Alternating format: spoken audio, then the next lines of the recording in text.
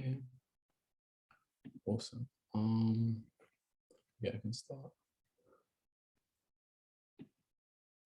Om Gyana Timirandasya Gyananjana Shalakaya Chakshurunmilitam Jena Tasmai Shri Gurve Namaha Namo Vishnu Padaya Gaura Prastaya Bhutale Srimante Bhaktivedanta Manaeti Namine Namo Vishnu Padaya Radhikaya Priyadmane Shri Srimad Bhaktivedanta Narayaniti Namine Namo Vishnu Padaya Krishna Prastaya Bhutale Srimate Bhaktivedanta Swaminiti Namine Pancha Kalpa Turubhyascha Kripa Sindhuva Evacha Patitanam Pavanebhyo Vaishnavebhyo Namo Namaha Shri Krishna Chaitanya Prabhu Nityananda Shri Advaita Gadadara Srivasadi Gaura Bhakta Vrinda Hare Krishna Krishna Krishna Hare Hare Hare Rama Rama Rama Hare Hare.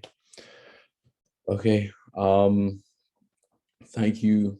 I want to start off by thanking everyone for coming. I kind of had this notion, this topic sort of came to me after a lot of years of material confusion since I turned 18, and my father, my dad, who's not a devotee, talking about how he said this period was the hardest period of his life, and how so many young adults, they don't know where to go, what direction to take. And I was reflecting on how fortunate I am to have Krishna consciousness, to have some direction in this regard in terms of who I am, my purpose, but there's still so much confusion. I have all of these different struggles, and I thought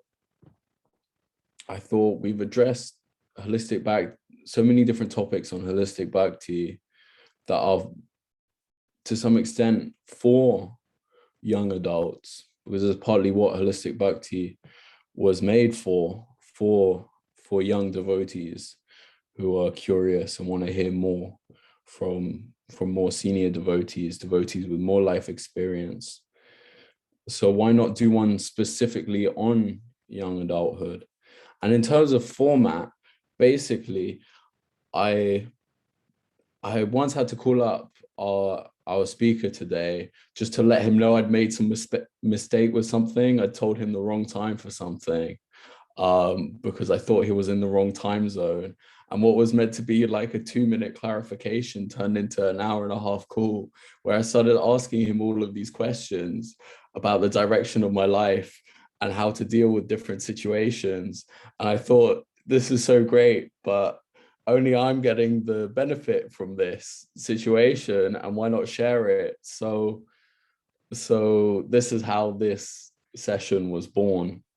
So in a diversion from our usual format, after the speaker, who is Narasimha Prabhu, is done, we're going to have Q&A with just him. There are some panelists here, and if they feel like they have something, they want to just organically add something, then that's definitely fine.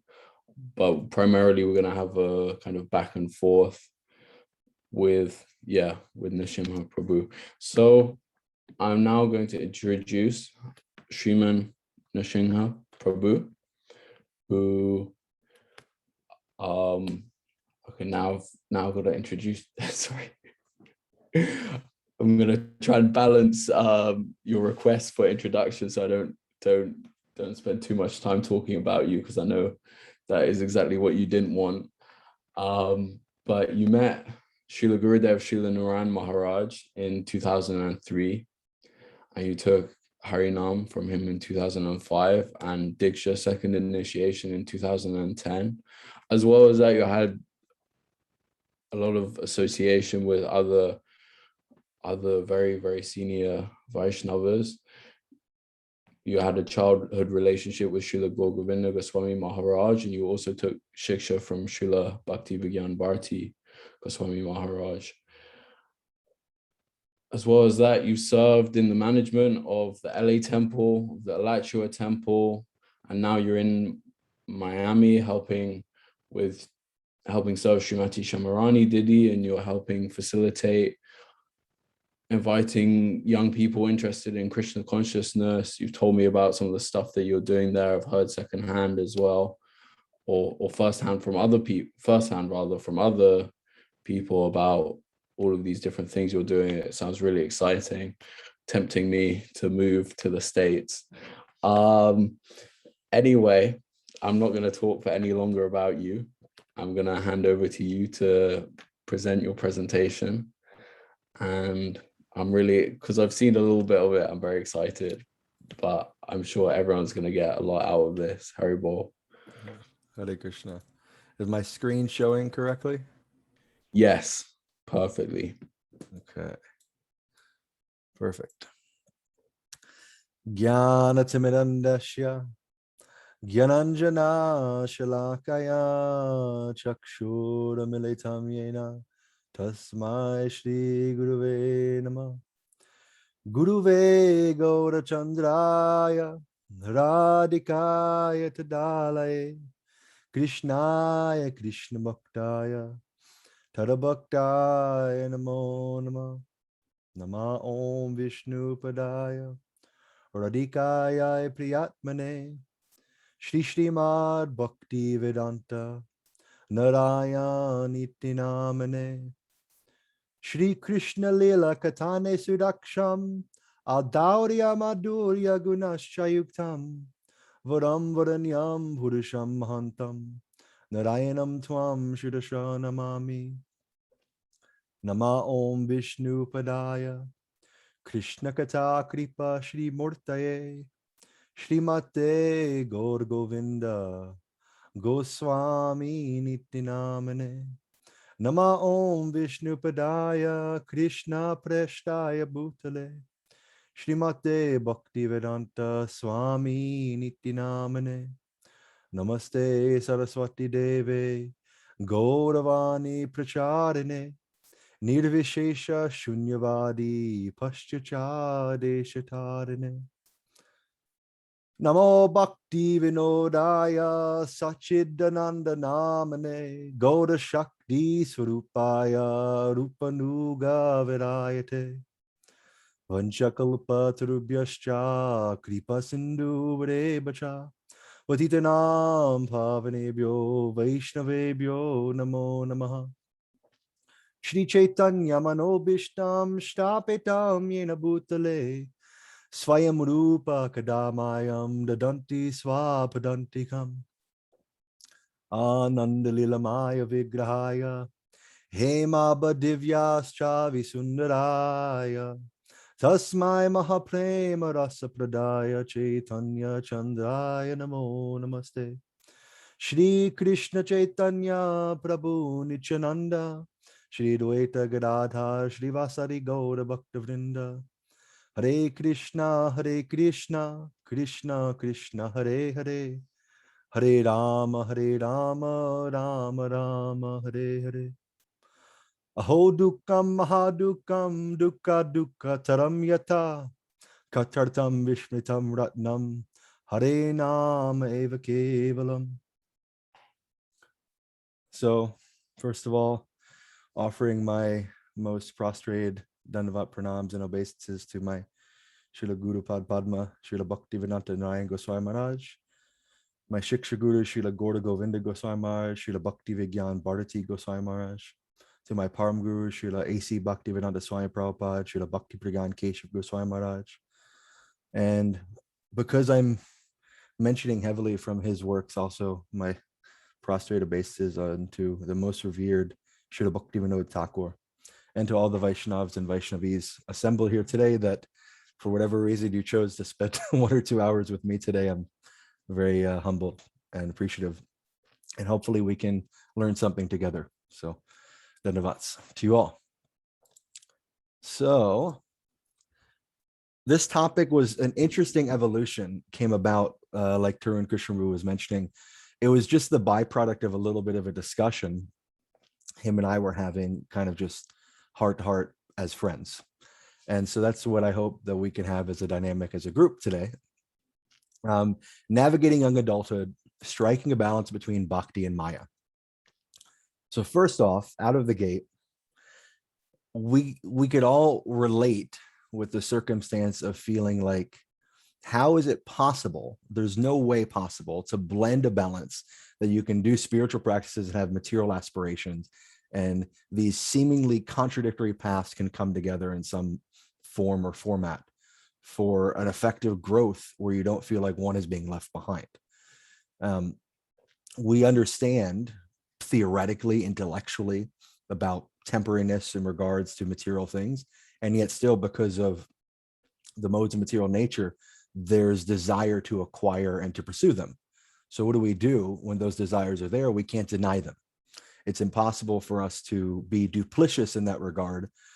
Srila Gorgoda Maharaj would say that simplicity is Vaishnavism. So it's very important that we are assessing what is our actual nature, where are we really at, and then take our steps in a very deliberate and productive manner from the point we're at.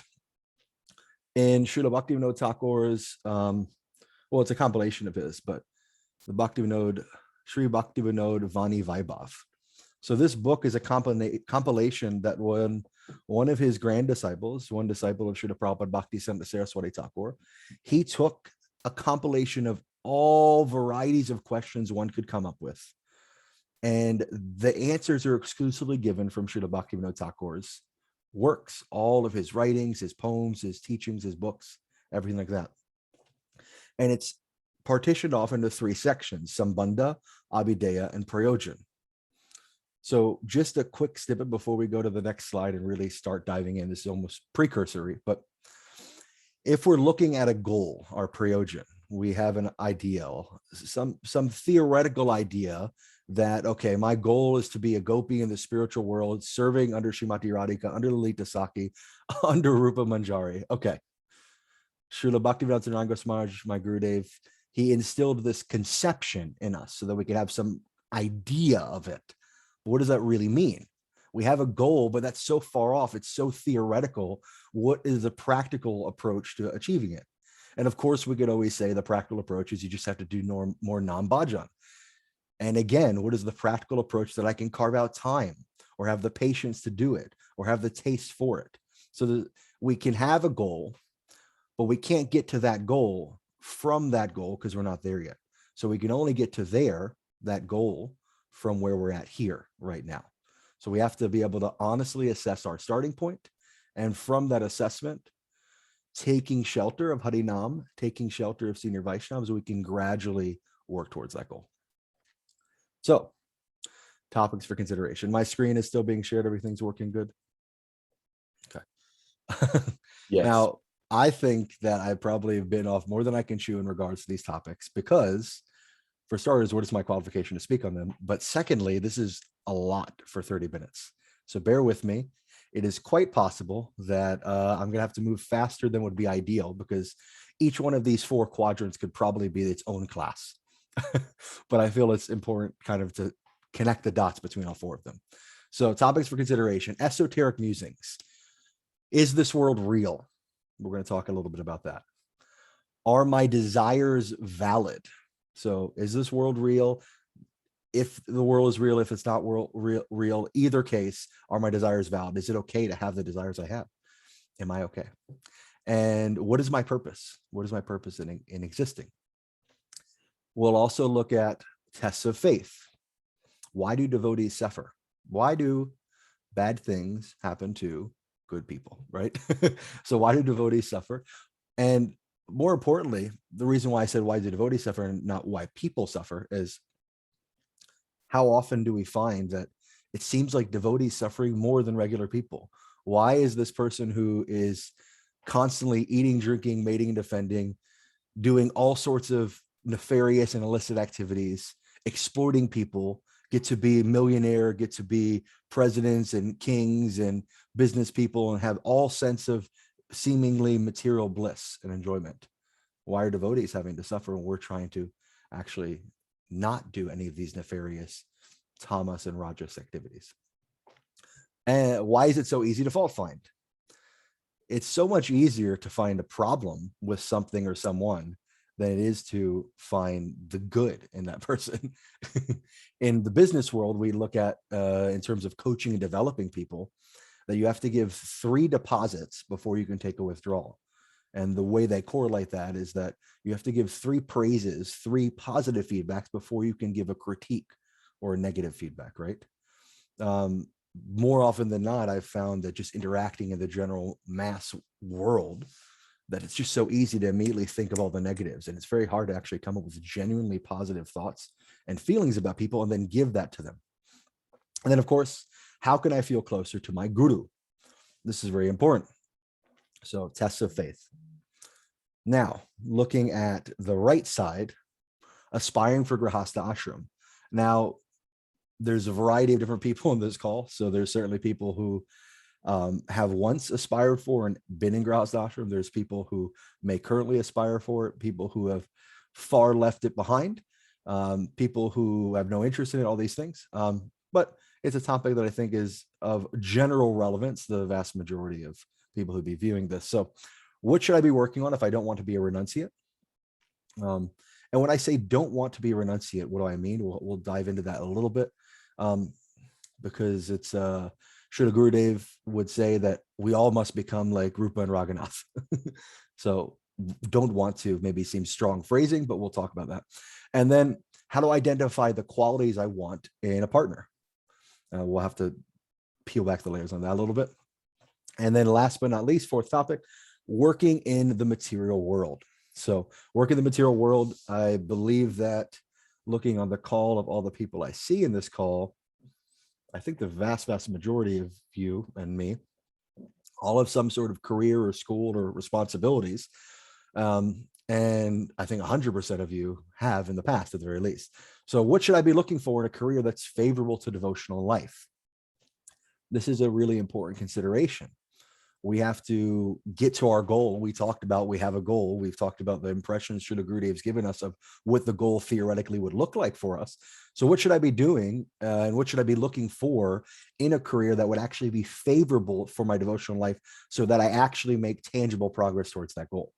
And how do I schedule my time effectively? Now, I'm the worst person to tell you about scheduling your time effectively, but I'm going to talk about it so I can hear it. So it's going to be for my benefit exclusively. I apologize in advance. So we'll dive right in. I saw a chat. Okay, that's just the forms. Okay. All right. So this is the verse I said at the end of my Mangalacharan. So I wanted to inject this in here. This, I believe, is from Nishkant Goswami, one of his bhajans.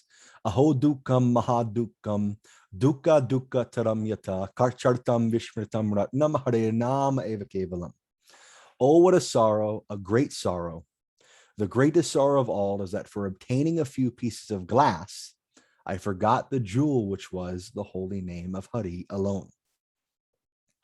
So you've seen the topics of consideration, and you should understand this is not a class or discussion that's around telling you that abandon all of your thoughts of having any sort of functional material life and you just go to move to the ashrams in India. So this is not why I put a verse like this up here. But if we're going to look at goals, we should understand what is the mood we have to be cultivating while walking the path and at the stage that we're at. So this is the mood. The mood is that we cannot be distracted from our center.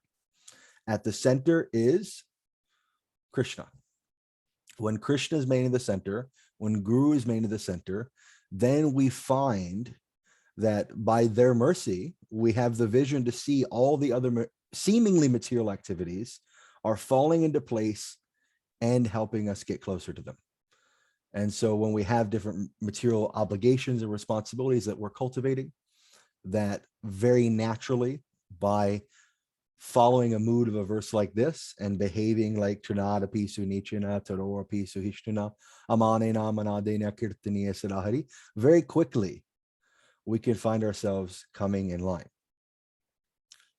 Progress on the spiritual path, progress on the material path, there's no such thing as actual luck.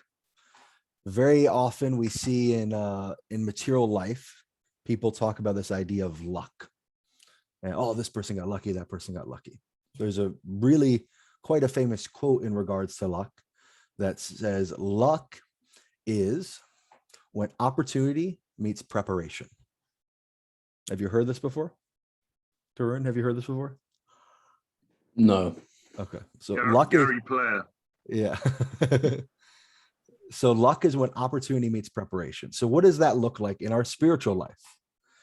Mm-hmm. How prepared are we going to become to have when we have the opportunity to associate with high-class Vaishnavas? How prepared have we become to actually get the experience and get the mercy of those personalities? It's very important. So putting this verse as a highlight was very important for me, because recently I've been meditating on it, more recently than ever before, at how it's so easy for us to get lost in our attempts to strike a balance. We find ourselves just doing material activities and we've given up all the spiritual practices because we find that the material activities so quickly capture us.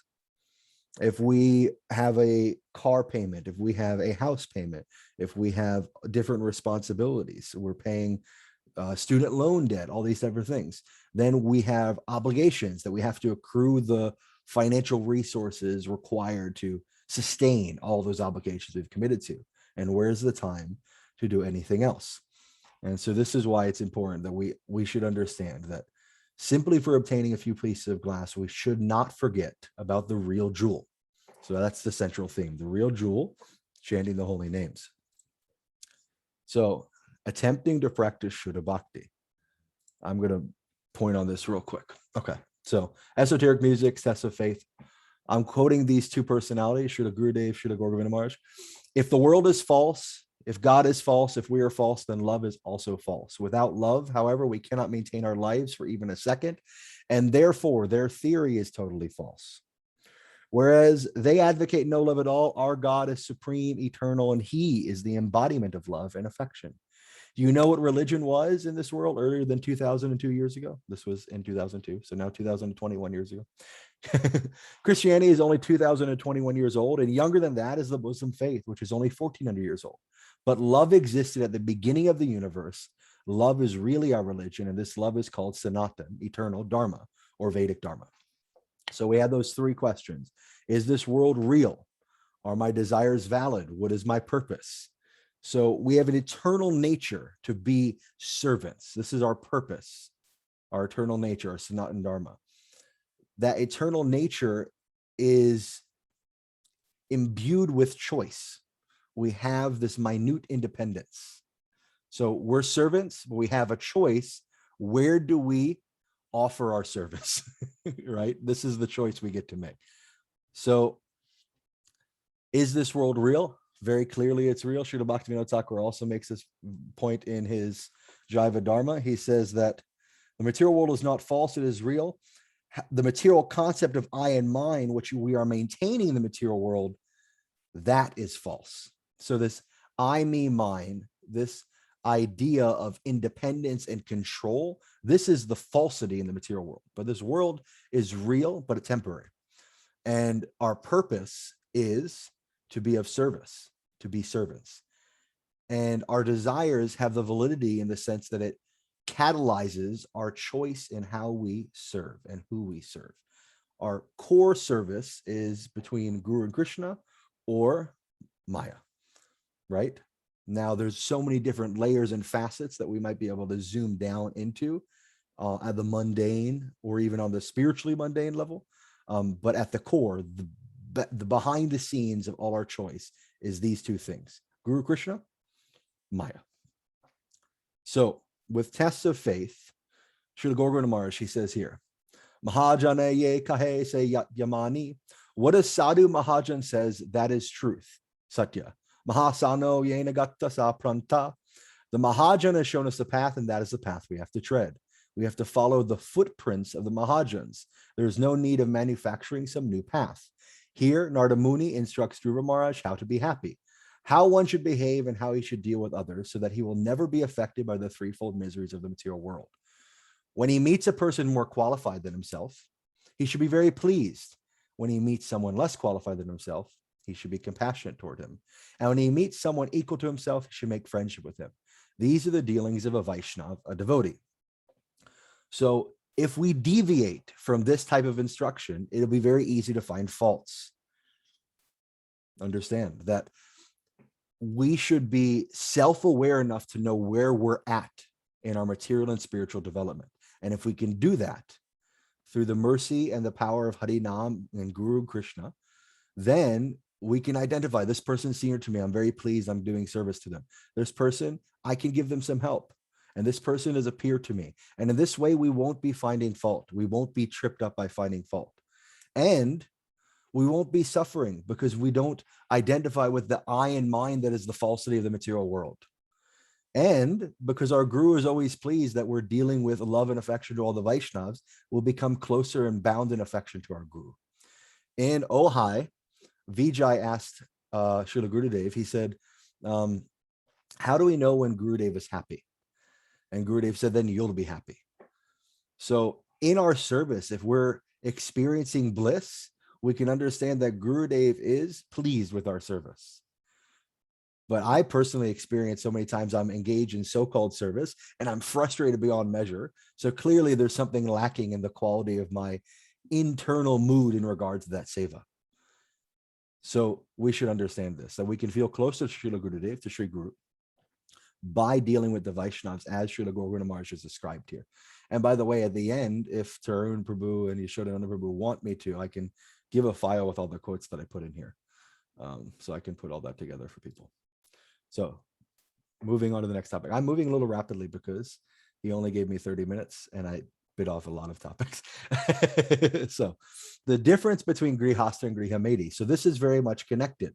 If we're looking at the two previous quotes and the two previous topics we were discussing, we should understand that you can follow all those things and be a Grihastha, but Grihamedi is a distinction. So both are householder life. What's the distinction? Srila Prabhupada says in his purport to Srimad Bhagavatam 2.1.2, in the revealed scriptures, there are two nomenclatures for the householder's life.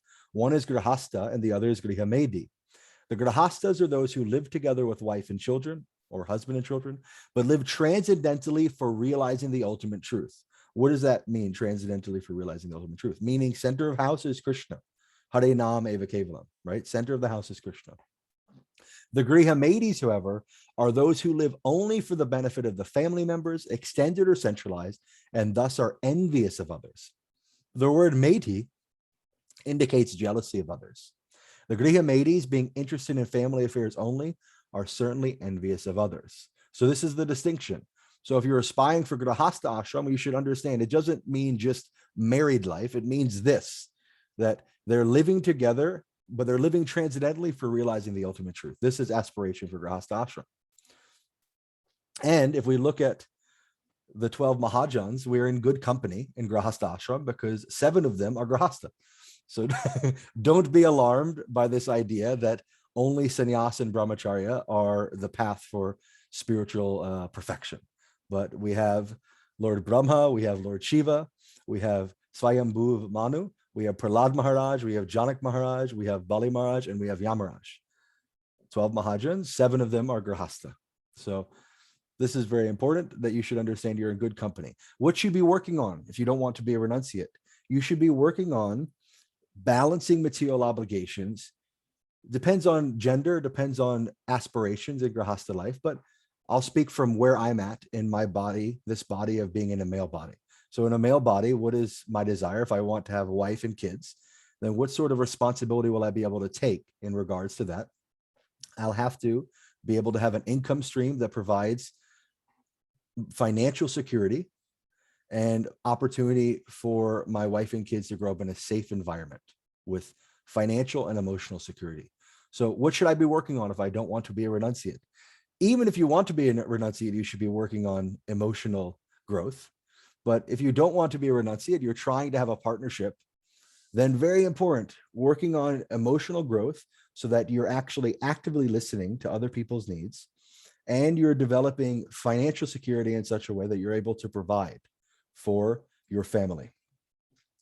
And to identify qualities you want in a partner, you can actually be very deliberate. I've actually done like lists before and everything like that. So you can take time to say, okay, I'm understanding that living transcendentally in pursuit of spiritual realizations in relationship with Guru and Krishna, serving Guru and Krishna, this is real Grahasta life. So if this is real Grahasta life, and I want qualities in a partner that will mirror that and encourage that in my life. And so then we can be very deliberate.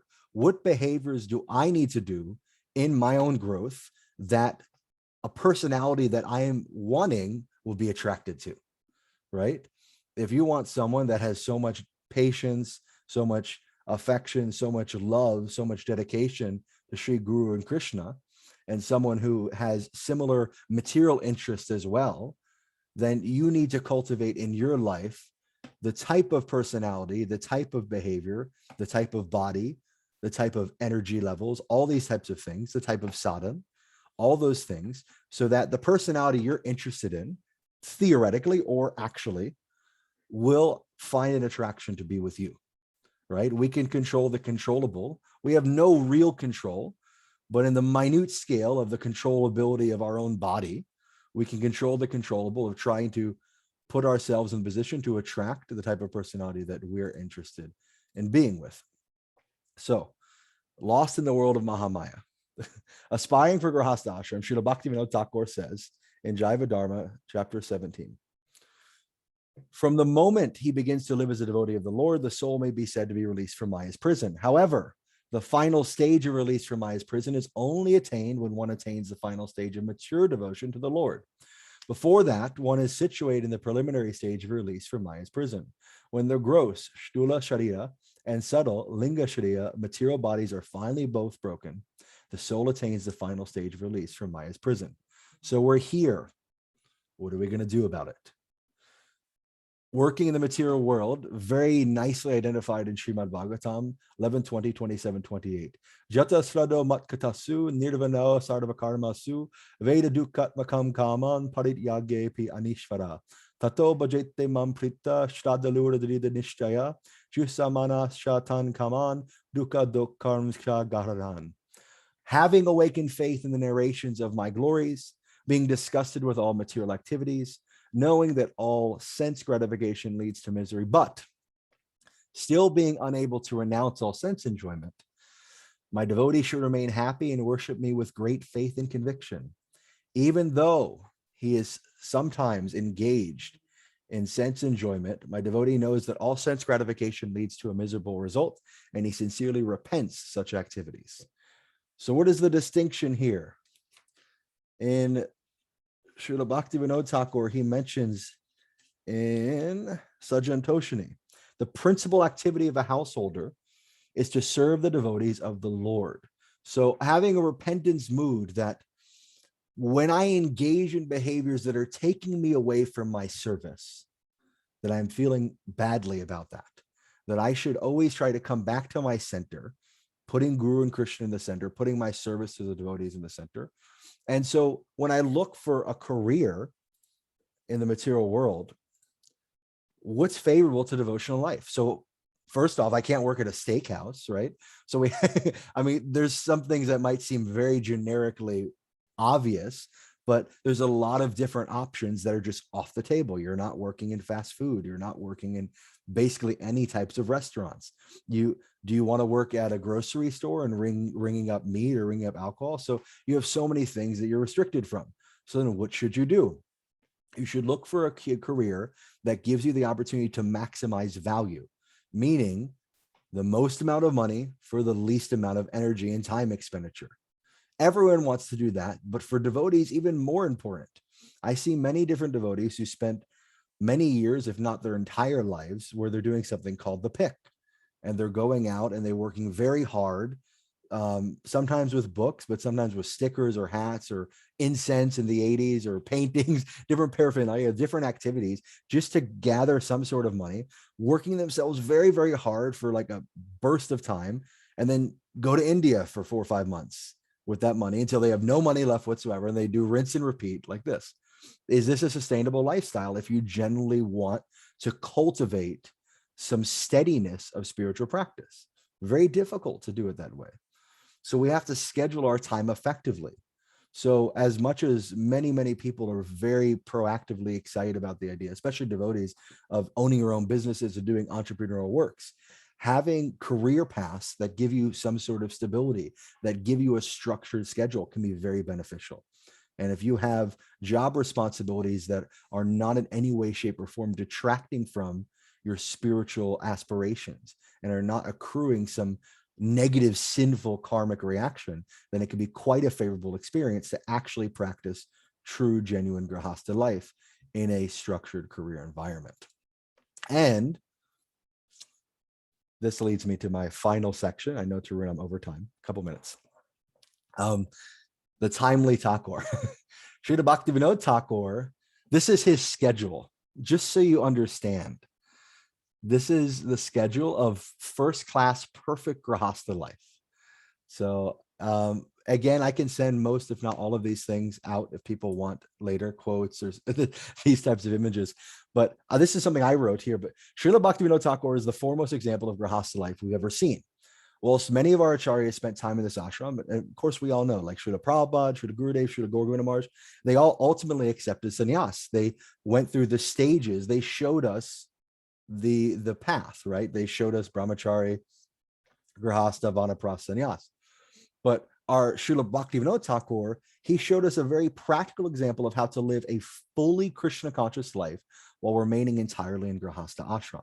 And so this is his schedule, that literally he go to bed for 2 hours, 8 to 10 p.m. resting, from 10 p.m. to 4 a.m. writing. And Srila Prabhupada put a lot of emphasis as well for his disciples to write their own realizations. From 4 to 4:30 a.m., another little rest. Then he would chant 2.5 hours of japa, then do some correspondence, 2 hours of studying, bathing in little prasadam. He would do his court duties, a little nap and lunch, more court duties, then translating Sanskrit skashras to Bengali, then evening bathing and taking prasadam, and then again getting up to write from 10 p.m. until 4 a.m. And this was his daily routine. So I'm not saying, far be it from me to say, this is the routine that we can accept tomorrow, right?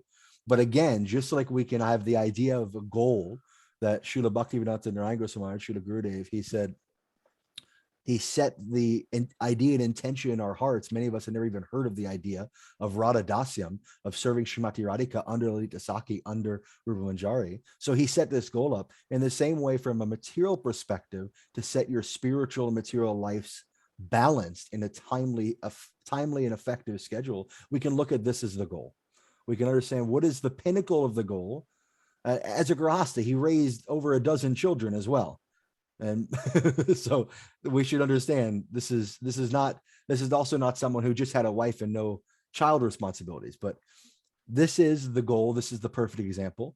And if we want to truly make some progress in our, young adult stage of life, we have to start by identifying what is our needs and where we're at.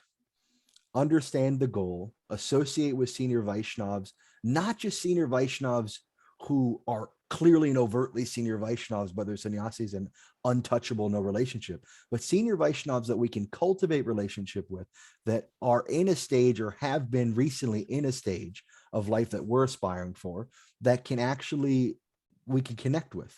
The responsibilities delineated for how one should identify a Shiksha Gurus and Hari Bhakti Vilas, there's 3 things: that they should be in the same line and mood, they should be senior, and they should have snigdha for you, meaning affection. So this is the important, crucial consideration.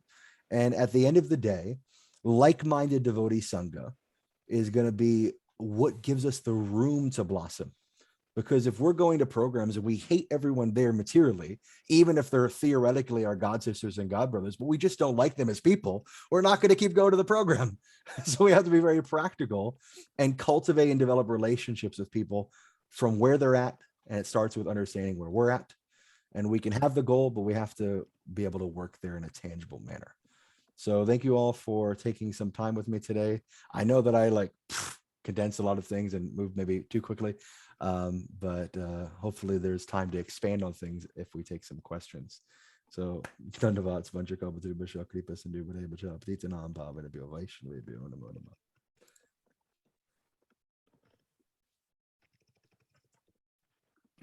Haribol, thank Very you well. so much. Just want to remind everyone that you can keep posting your questions. We've got some really nice questions so far. You can ask general questions about young adulthood, anything that Narasimha Prabhu has mentioned in his presentation that you want him to elaborate on as well. We're welcoming all of your questions. And I want to say thank you so much for presenting all of these topics in a beautifully condensed way. Actually, when you said, I'm sorry, I've gone over time, you actually hadn't gone over time at that point. So I think you went a couple minutes over time total, but you'll be forgiven because there was so much interesting information there. I really liked how you started off by establishing our surroundings, our context. I think context is so important when we're discussing anything.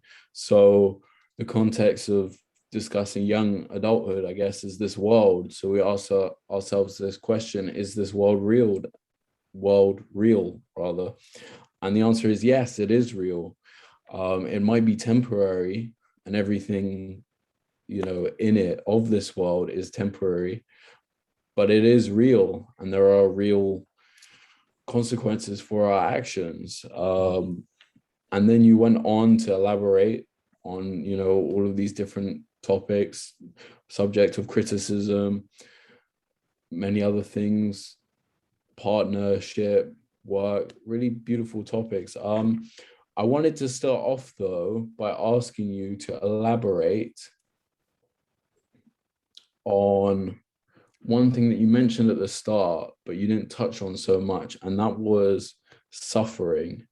So we have a few questions that are kind of referencing suffering, and I might ask later on a specific question about suffering if we have time. But in general, suffering, why do good things happen to bad people? Sure. Yeah, I think maybe I didn't dive into that enough. No problem. Okay, couple things to look at.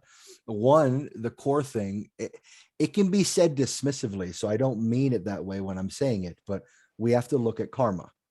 A lot of people will say it very dismissively. Oh, well, it's just your karma, so it happens, right? Good things, bad things, whatever, just writing it off. But we have to understand the functions of karma. Unfortunately, what I'm going to explain here, Bhagavad Maharaj taught me, so whatever mistake I make, he'll very quickly slap me around on it. But with karma, so karma is accrued by action, reaction. So when we engage in the material world, it's impossible to separate ourselves from accruing different karmic reaction. Every minute moment, even inhaling and exhaling, we're killing living entities that are floating around. So karma is just part of here, but it's temporary. In Srila Prabhupada's introduction to Bhagavad Gita, he talks about 5 things. And he talks about that the eternality of time, the material energy, the jiva, and Ishvara, Krishna. But then he says that karma is here, but it's temporary. So how does it work that it's temporary? Why do devotees suffer? Why do people suffer? Based upon behaviors in previous births or current births, we accrue impressions on our subtle or astral body. So the mind, the ego, and the intelligence make up this astral body. This is our identification transportation. we transport from one body to the next as souls, but the chitta, we're identifying as the astral body. And then when the astral body tethers through the chakras to the material body, our consciousness is pervading the material body, and we think we're this physical body made of earth, water, fire, air, and ether. And forgive me, Maharaj, if I'm not touching 100% correctly. You can clarify after maybe. Okay. So in this identification, then we take actions, and all the material actions that we take, these show up and accrue on the astral body, because the physical body will die and will move back beyond it. So how does it carry over? How do we have karma from previous lives? It's because it's on the astral body. So the mind, the intelligence, the ego is identifying with the physical body, and it's the driving force for taking activity. And when we get these karmic results, Yamaraj, he meets out this karmic result according to what we deserve. Now, it's very unpalatable to talk about, because we can say on the one hand that someone who physically assaulted some person, okay, they deserve a karmic reaction, because out of the blue, you just hit this guy. How dare you? That's totally inappropriate. You're going to get what you deserve. But if we truly understand the belief system and the process of how karma works, then we should also understand, what did that person do to get hit? Right? It doesn't have to be right now. It could be millions of births before. We should understand 8,400,000 species of life. This is not our first rodeo. And we are absolutely experiencing the results of so many layers of stacked on karma.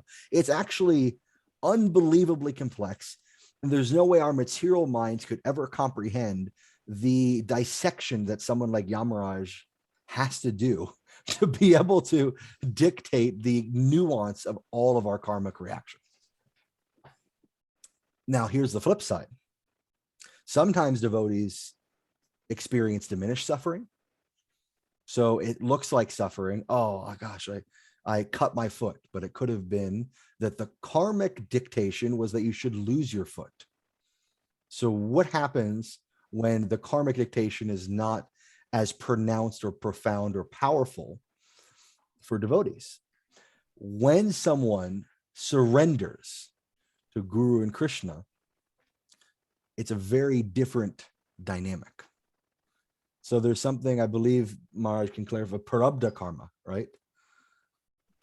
So there's karma that's based upon your actions. And then there's karma that Krishna facilitates in order for you to learn the lessons you need to learn to become detached from the identification of the material world and material body. I want to look this up. Can you just repeat that last sentence? There's there's karma that is accrued based upon our actions and behavior. And then there's karma that Krishna facilitates. So Krishna is facilitating based upon the Vaishnava surrender to Guru, just like, okay, if you want to meet the President of the United States, but you have no relationship with the President of the United States, how can you meet him? You have no connection, no relationship. But if you have develop a relationship with his wife or his child or one of his close friends, then they're like, oh yeah, I can introduce you to the president. So by connection, we are able to meet the President of the United States.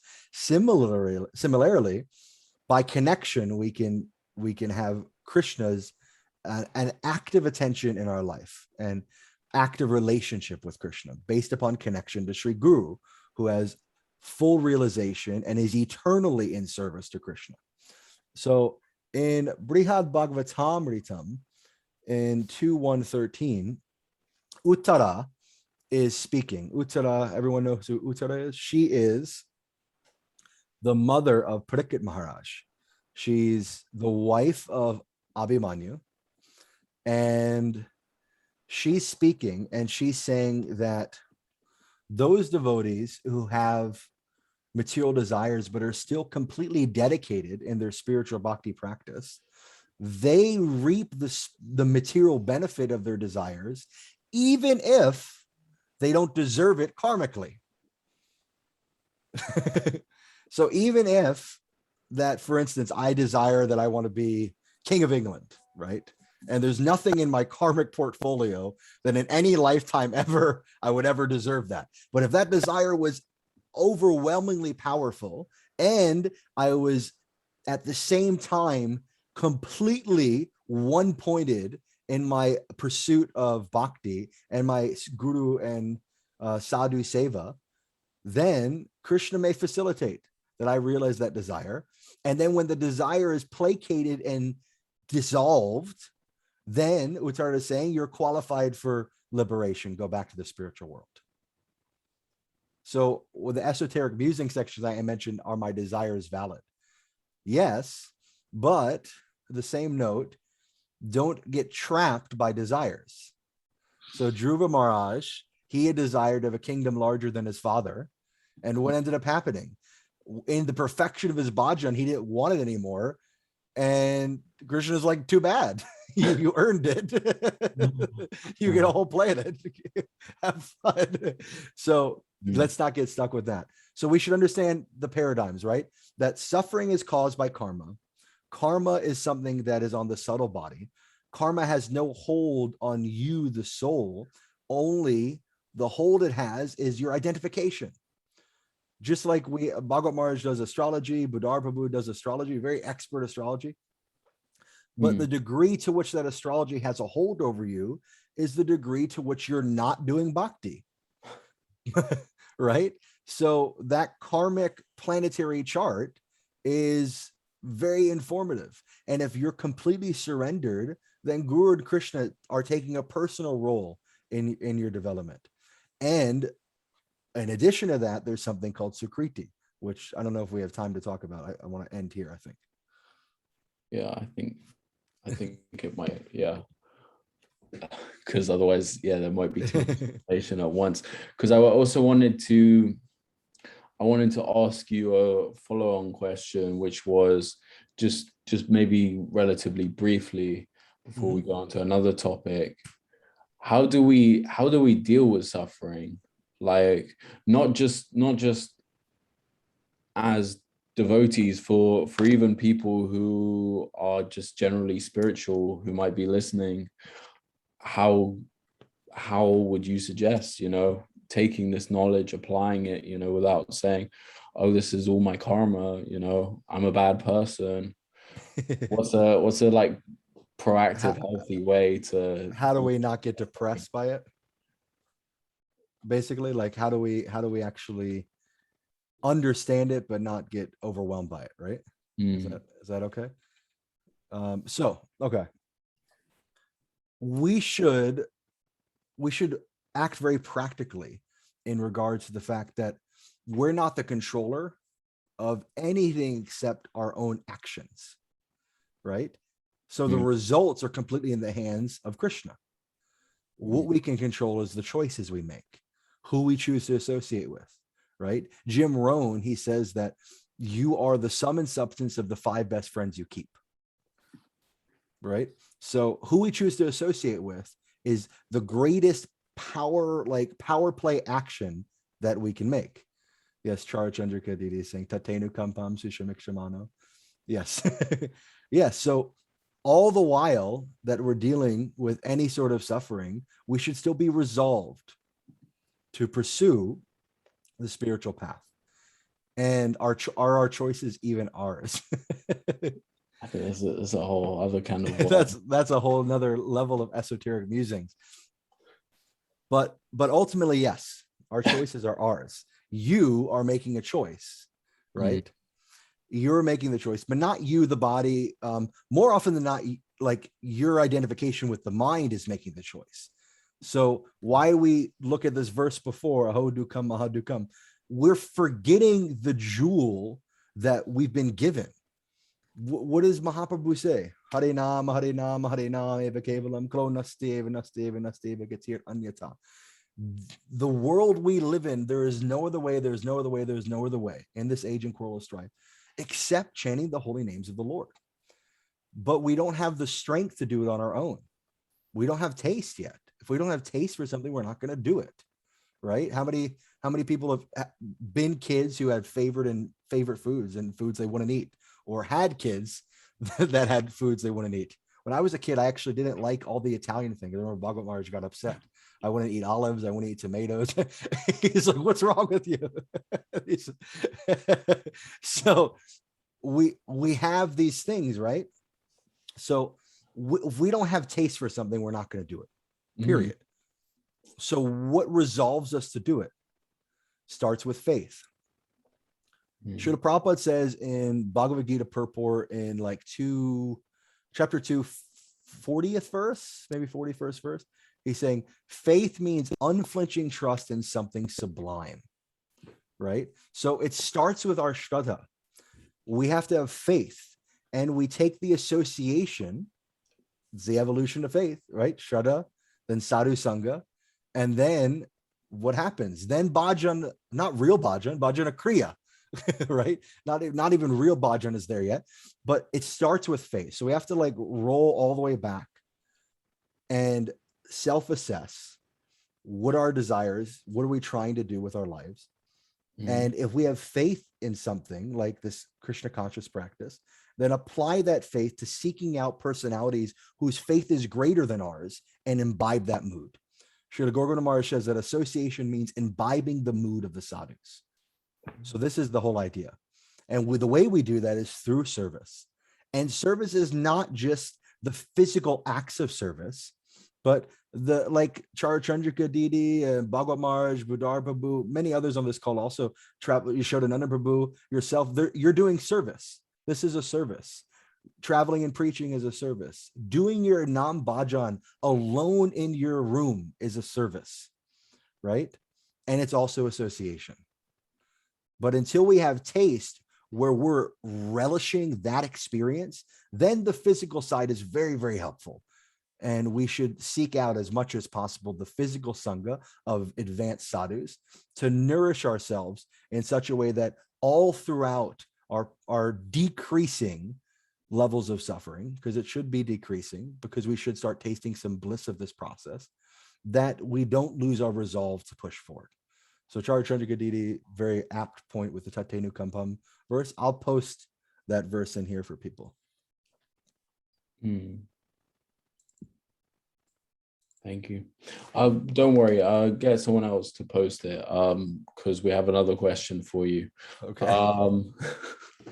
Someone else will find it. There's definitely a lot of people on this call with trigger fingers who, you know. So I want to call on Yashoda next, who has a mystery question. Great. I was just about to get Tachu Nukampam, so someone else have to do that now. I was just noticing, Prabhu, that I was already 20 minutes late for my Bhaktivinoda Thakur bedtime when you showed me his diary. Because it was 8:18 when you showed me his diary. I should be in bed 18 minutes ago. Great presentation, and also beautiful answering of the questions, Prabhu. Really, really wonderful. I have one comment and a question. The comment does have a question mark at the end because I'd like you to comment on my comment. You talked about chanting with repentance. And I think it's a really, really, really important point, and Gurudev stressed it actually. And one of the things I wanted to share with you, and please expand on it if you feel that you want to, or not, as the case may be, is that the thing about repentance is we don't really like to repent to a conditioned soul, because we're worried that we're going to get exploited or judged by the conditioned soul if we repent to such a person.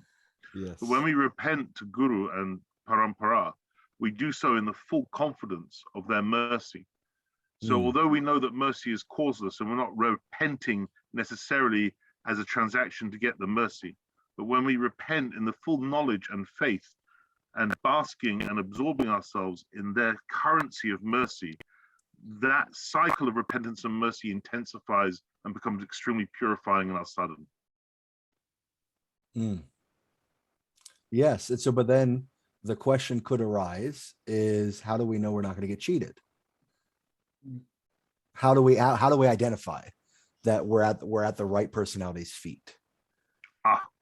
That's right? Another question. I mean, I'm definitely beyond that point. Srila Gurudev, Srila Bhaktivedanta Narayan Goswami Maharaj is like, yeah, I'm gonna. That's an issue of how do you. That's almost for another seminar on how do you know It's a Guru Tattva.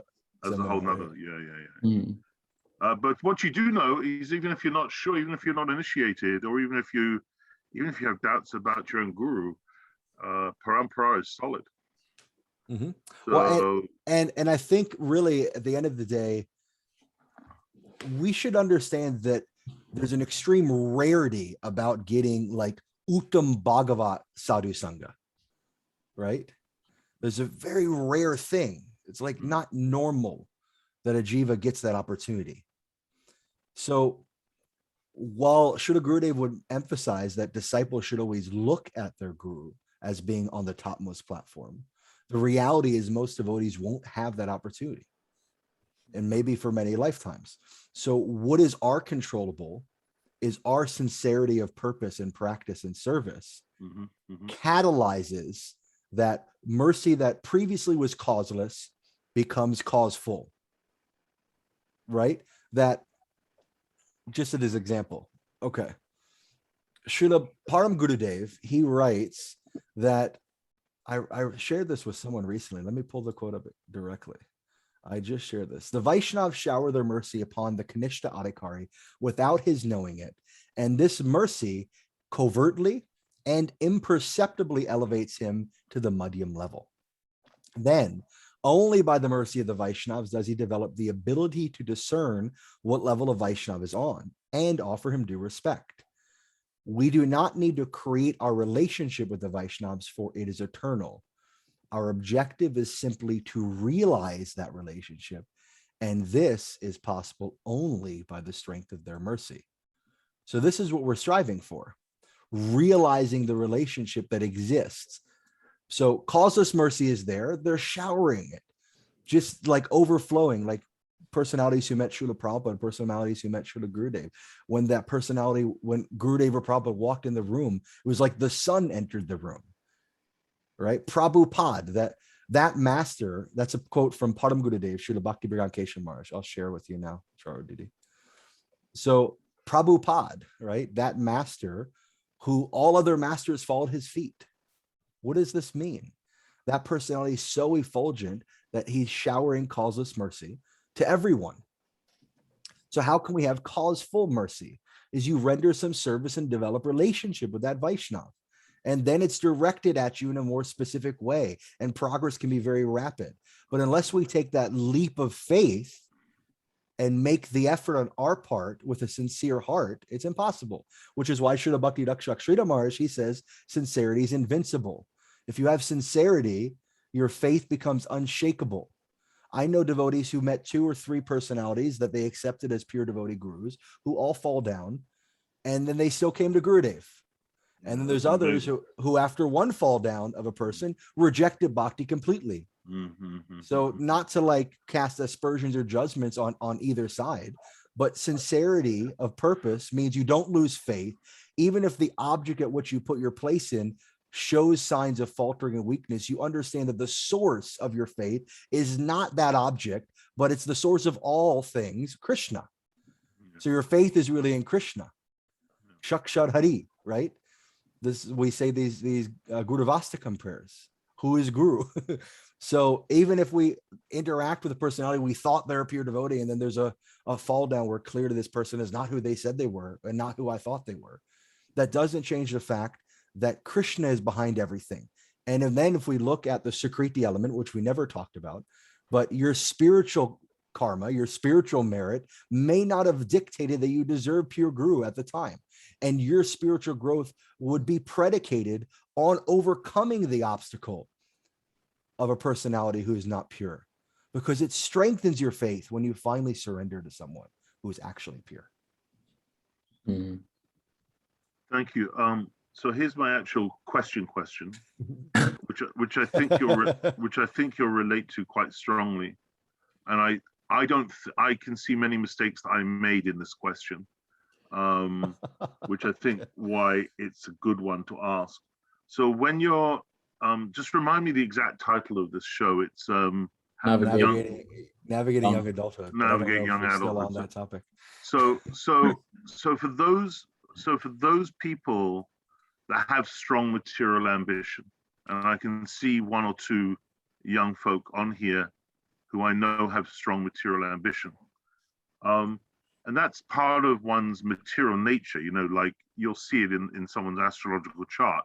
Strong desire to achieve entrepreneurial success, career success, or whatever. It's very important as a devotee. We use this term "be yourself," but it's a bit new agey because, of course, we have no idea who we are. So how do you be yourself? But having said that, how do you get the right balance between being true to your material nature and pushing through and channeling that ambition while tempering it and making sure it doesn't get out of control, so that you are nicely on the track of Grihastra, moving progressively through your bhakti without denying your natural instincts and becoming kind of repressed and almost resentful of your bhakti. So how do you get that nice balance? That's Especially if you're sweet spot, especially if you're kind of revved up a bit. Perfect. Come for class 2 next week and we'll talk about. No, I'm just kidding. So marketing. Does that include when you call me and ask me what did I do wrong, so you can give that as a case study, right? Yeah. Okay. So how do we find the sweet spot in navigating young adulthood Is there a or sweet navigating spot? life? Is there even a sweet spot?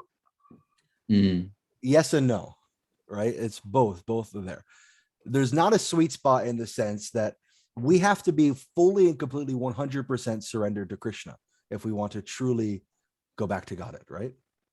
So in that sense, that we all have to become like Rupa and Raghunath. This is what Gurudev would say. You have to become like Rupa and Raghunath. And at the same note, we can't do that artificially because it's very quick recipe for disaster, right? Just like we're discussing with fake gurus, right? Someone who's artificially stepped into a position they're not qualified for. So the sweet spot is actually following Guru and Shastra. Like, it sounds like so simple, right? Hari Bhakti Vilas says that we should identify, like a businessman would check his accounts from one Ekadasi to the next, how my spiritual practice is going, right? Gurudev said every night we should do like that. What to speak of every Ekadasi? He said every night, right? So do that alongside your material life.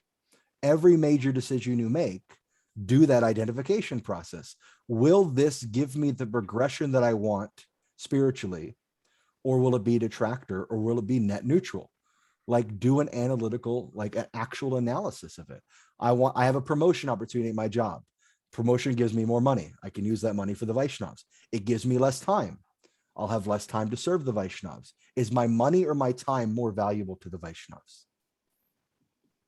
And I'm not saying there's actually a right or wrong answer. There could be circumstances where that money is more valuable in terms of the quantity of time you're losing. So if I work 3 or 5 extra hours a week, but I'm making an extra $1,000 a week, that might be a good trade-off. But if I have to work 10 or 15 hours extra per week, and I'm only getting a $300 a week pay raise, that may not be a good trade-off. But it's also due to based on capacity as well. And because absolutely, there's that beautiful story when I think one of the God brothers, one of the disciples of Bhaktisiddhanta Saraswati Prabhupada was complaining about Daitu Madhav Maharaj, and how he collects so much money.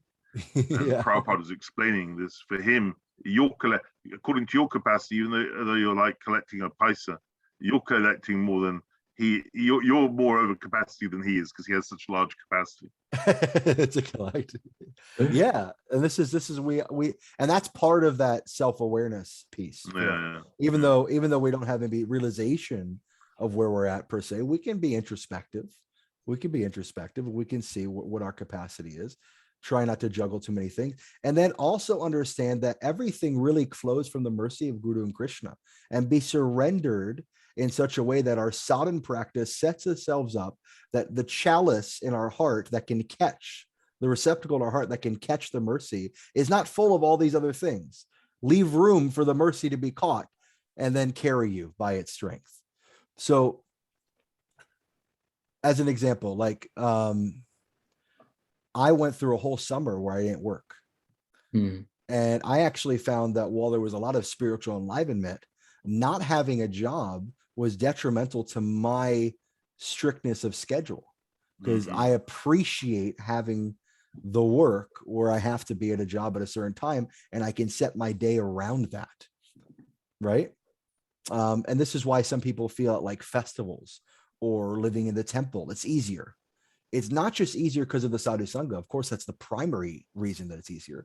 But the secondary reason that it's easier is there's a structured routine that others are taking part in that you can easily plug into, right? And so setting yourself up in such a way that you have your structured routine and being analytical throughout each stage of growth that you go through, that at the very least, the decisions you make materially should be a net neutral impact to your spiritual practice, right? So no change will happen to my spiritual practice if I take this promotion or if I move to this city or whatever, right? But if it's a negative, then you should make the decision. And this is also being honest with yourself. I'm willing for my spiritual practice to be set back a little bit for the next 2 years while I finish my master's degree, because once I'm done with that and what I can do with it, I'll be able to dive deeper. And then you take all those thoughts and you come to your Shiksha Guru and you say, what do you think?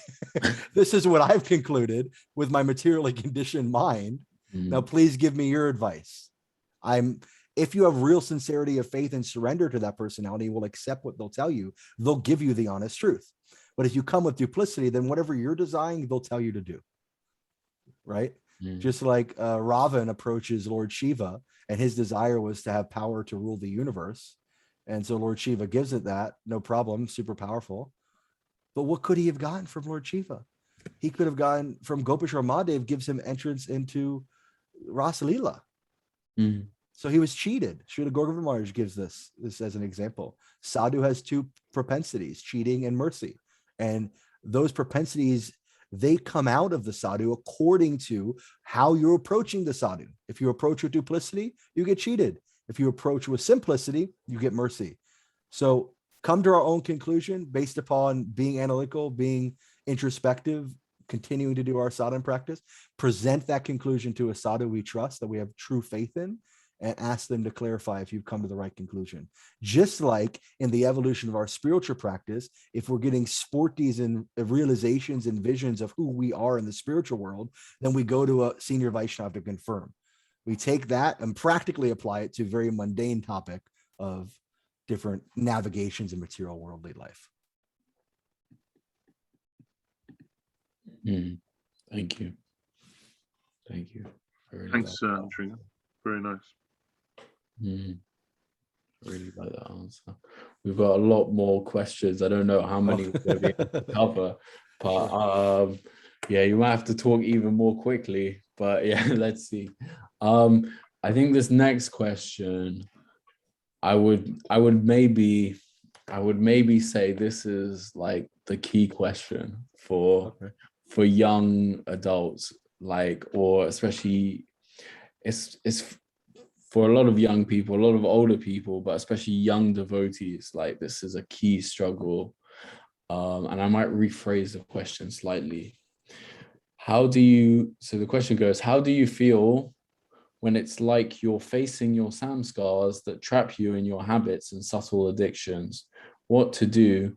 Facebook and Instagram are awful.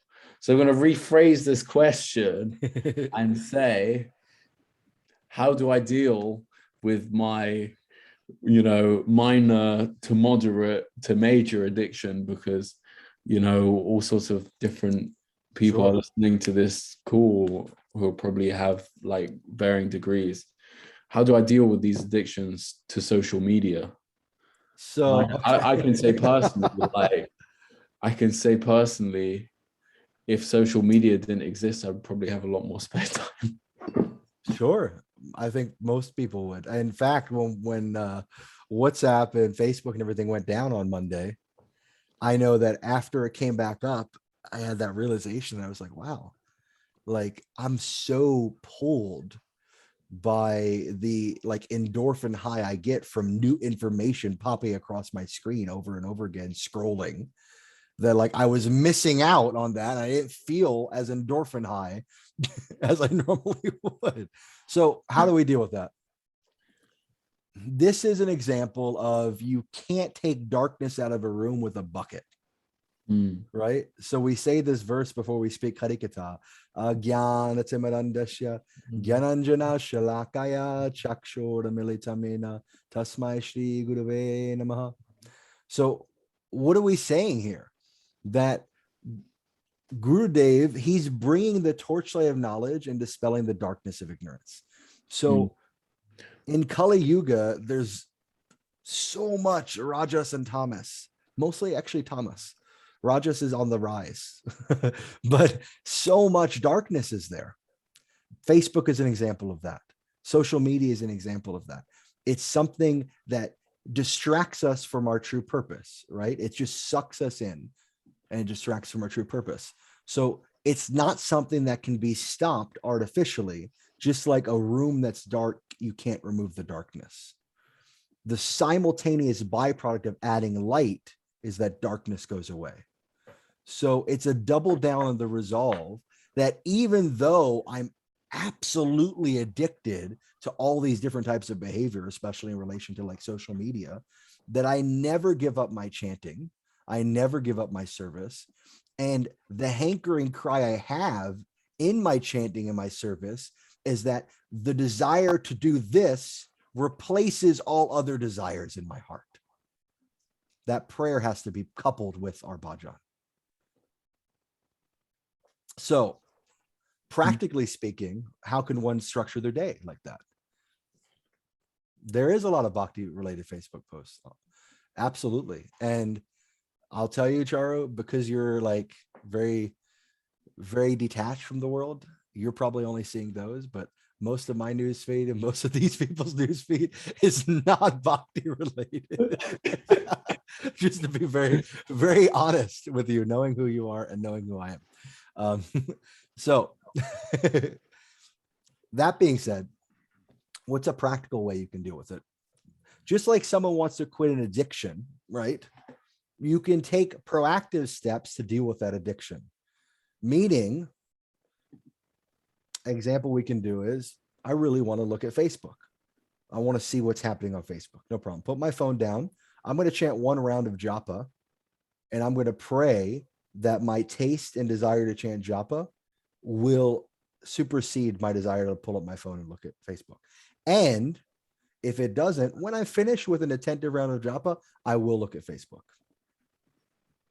That's going to be my interrupter. Every time the desire is there for the mundane activity, first japa, or first recite this verse, or first read this spiritual thing. So you put Guru and Krishna first. Just like if we're talking about navigating young adulthood from like the Grihastha ashram perspective or that sort of thing, is putting Guru and Krishna in the center. When Guru and Krishna in the center, when that's first, then we can really live transcendently for realizing the ultimate truth. Before that, it's not possible. So we always come back to our center. We recognize our shortcomings. We come to the sadhus, specifically sadhus we have a relationship with, that are seniors, that have affection for us. We surrender that to their feet honestly. So how many times have you met with your Gurudev or met with some sadhus that you consider that they could impart profound spiritual wisdom to you, and you didn't want to admit that you're struggling with social media, or you still smoke, or you're drinking, or pornography, or illicit relationships, or you eat eggs sometimes, or whatever, right? All these things that may be there. So if we don't reveal our hearts, we're being duplicitous, and the sadhu can't give us the mercy we need to overcome the obstacle. So it all comes back to that. But on a practical note, you can actually take a proactive step, that putting your japa, putting spiritual practices before and in between in such a way that that becomes the forefront thought. I want to look at Facebook. First, I have to chant a round of japa. Oh, I wanted to watch this show on Netflix. Well, it's an hour-long show. I got to read Bhagavad Gita for an hour first.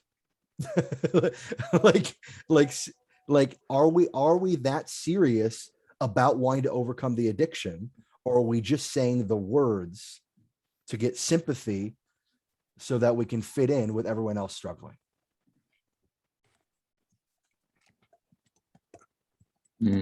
So that would be my perspective. Thank you. There's so much to say on this topic. I want to talk about it for too long.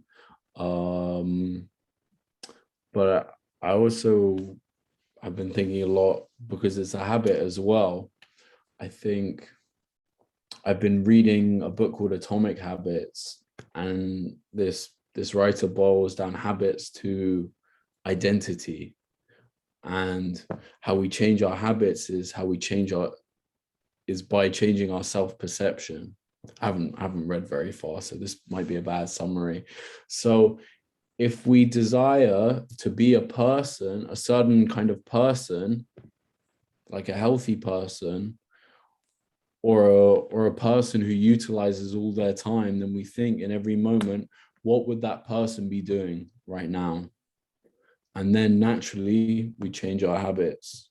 He gave an example. He said he had a friend who lost 160 pounds because in every moment she asked herself, what would a healthy person do? So she ended up walking instead of taking a taxi. She ate more salads, this, that.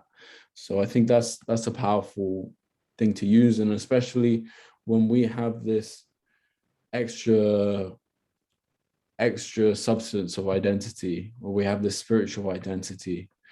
So yeah, that's my 2 cents. I actually have a phrase I've coined called micro decisions lead to macro results. Right? So no one gains weight or loses weight over one slice of pizza. It's thousands of slices of pizza.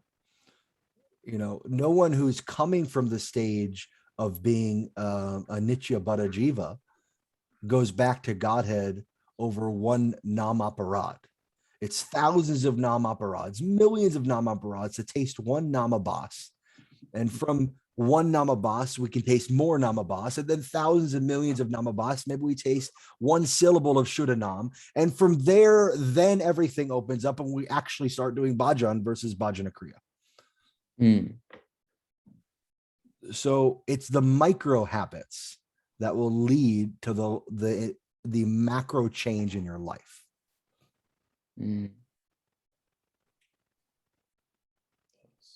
That's nice realization. Because as well, when he says atomic habits, I think he means atomic is very small, and then obviously atomic, like atomic bomb, so very like big as well. Huge. Yeah, so it's this whole exponential growth. If you so it's what was this? Sringa, that's just one thing. That's such a great example. What you just said, such a great principle. Last night, I've got this thing where I don't take any food for 14 hours after I've had my dinner. And last night, I really wanted a rooibos and a scoop of peanut butter. And I knew if I went into the kitchen and made a rooibos, there was no way I was going to resist the peanut butter. So I resolved that I wouldn't even go in the kitchen and have the rooibos, and it worked. And I woke up this morning and I felt great. It's just such a small thing, but just keeping that vow, that sankalpa, which is great for both my health and my bhakti, it just feels great. Those little wins turn into big wins. Yeah, and it catalyzes. It's like a snowball going down a hill, right? And it becomes something big. In fact, we can look at it like in the lives of our acharyas, just like we talk about that the Tidobhav Tithi, the disappearance of the acharyas, even more celebrated because we can see what they've done in their life, right? So we can even look at it like that who knew what Srila Prabhupada was going to do in the 1930s or 40s, right? Maybe a handful of people could see him for who he was. A handful of people could see Srila Gurudev for who they were. But this snowball effect that they've lived the principle, even though they're coming from the spiritual world, even though they're Nitya Siddha and we're Nitya Buddha, they've lived the practical example of the life that we have to do, which is a gradual, progressive snowball effect of sadhana bhakti in order to achieve actual relishment and taste for the process. Srila Gurudev would even say that we're doing Vaidhi Bhakti, Raganuga Pravriti.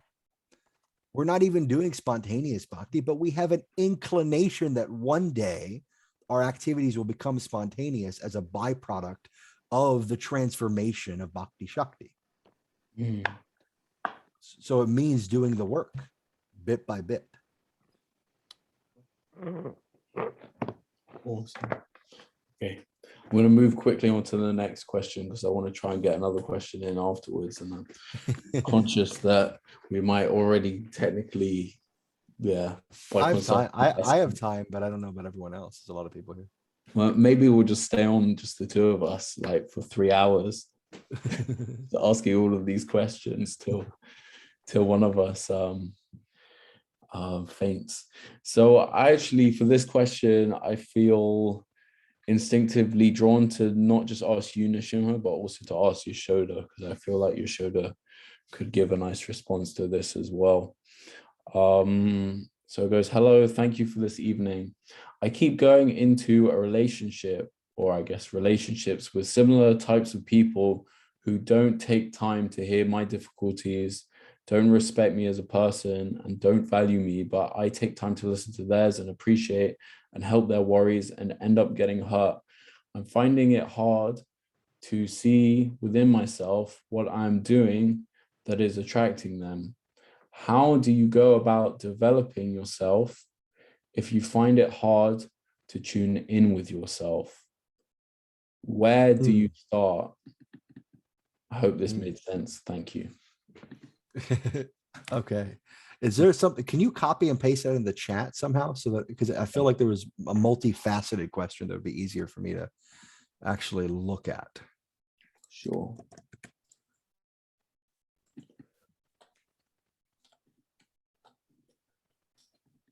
All right. Keep going in a relationship with similar types of people who doesn't take time to hear my difficulty. So, okay. Starting point would be, I would look at this. A relationship shouldn't be two people at 50% capacity finding themselves coming together to be 100%. The starting point has to be the self-work. You should make yourself 100% as best as we can from a material perspective, and vice versa. The person you're prospectively after should be doing the same type of work, and then you coming together should be 200%. So how do you go about developing yourself if you find it hard to tune in with yourself?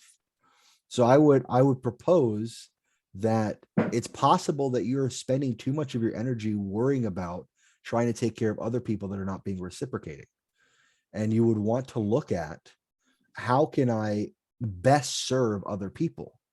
If I'm not at a capacity where I have anything left to give, I'm going to fall apart, right? Doctor, heal thyself.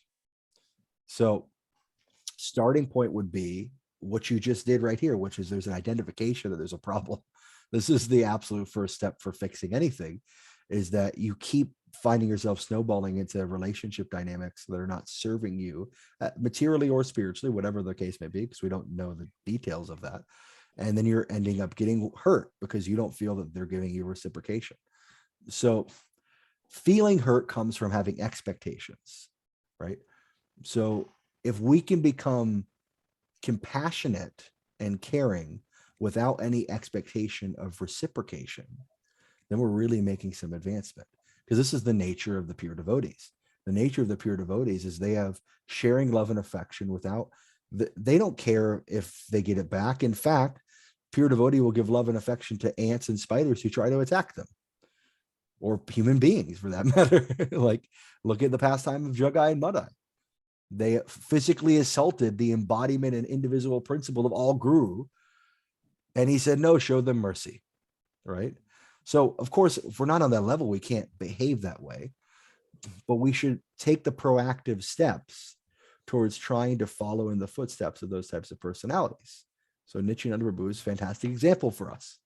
He is the example for us. So how do you go about developing yourself if you find it hard to tune in with yourself? Cut out all the white noise, stop the association with people that you can clearly identify are not favorable association, and take some time alone with your japa. The barometer of your spiritual progress and your emotional growth as a Vaishnav is your behavior alone with your beads, right? This is the actual gauging measurement. What's going on when you're alone with japa? So I would do that. I would start with that. I would very respectfully, very affectionately, not aggressively whatsoever, completely disconnect yourself from every person that you've identified is not being reciprocating with you and has caused you disappointment and hurt. And without any animosity or enmity to those people, go within yourself in your bhajan and try to identify what what energy did you send out that set the expectation that allowed them to do that to you, and that allowed them to interact with you in such a way that you ended up feeling hurt? And look at your controllables, because that's all you can control, in order to set yourself up for being in a healthy relationship in the future.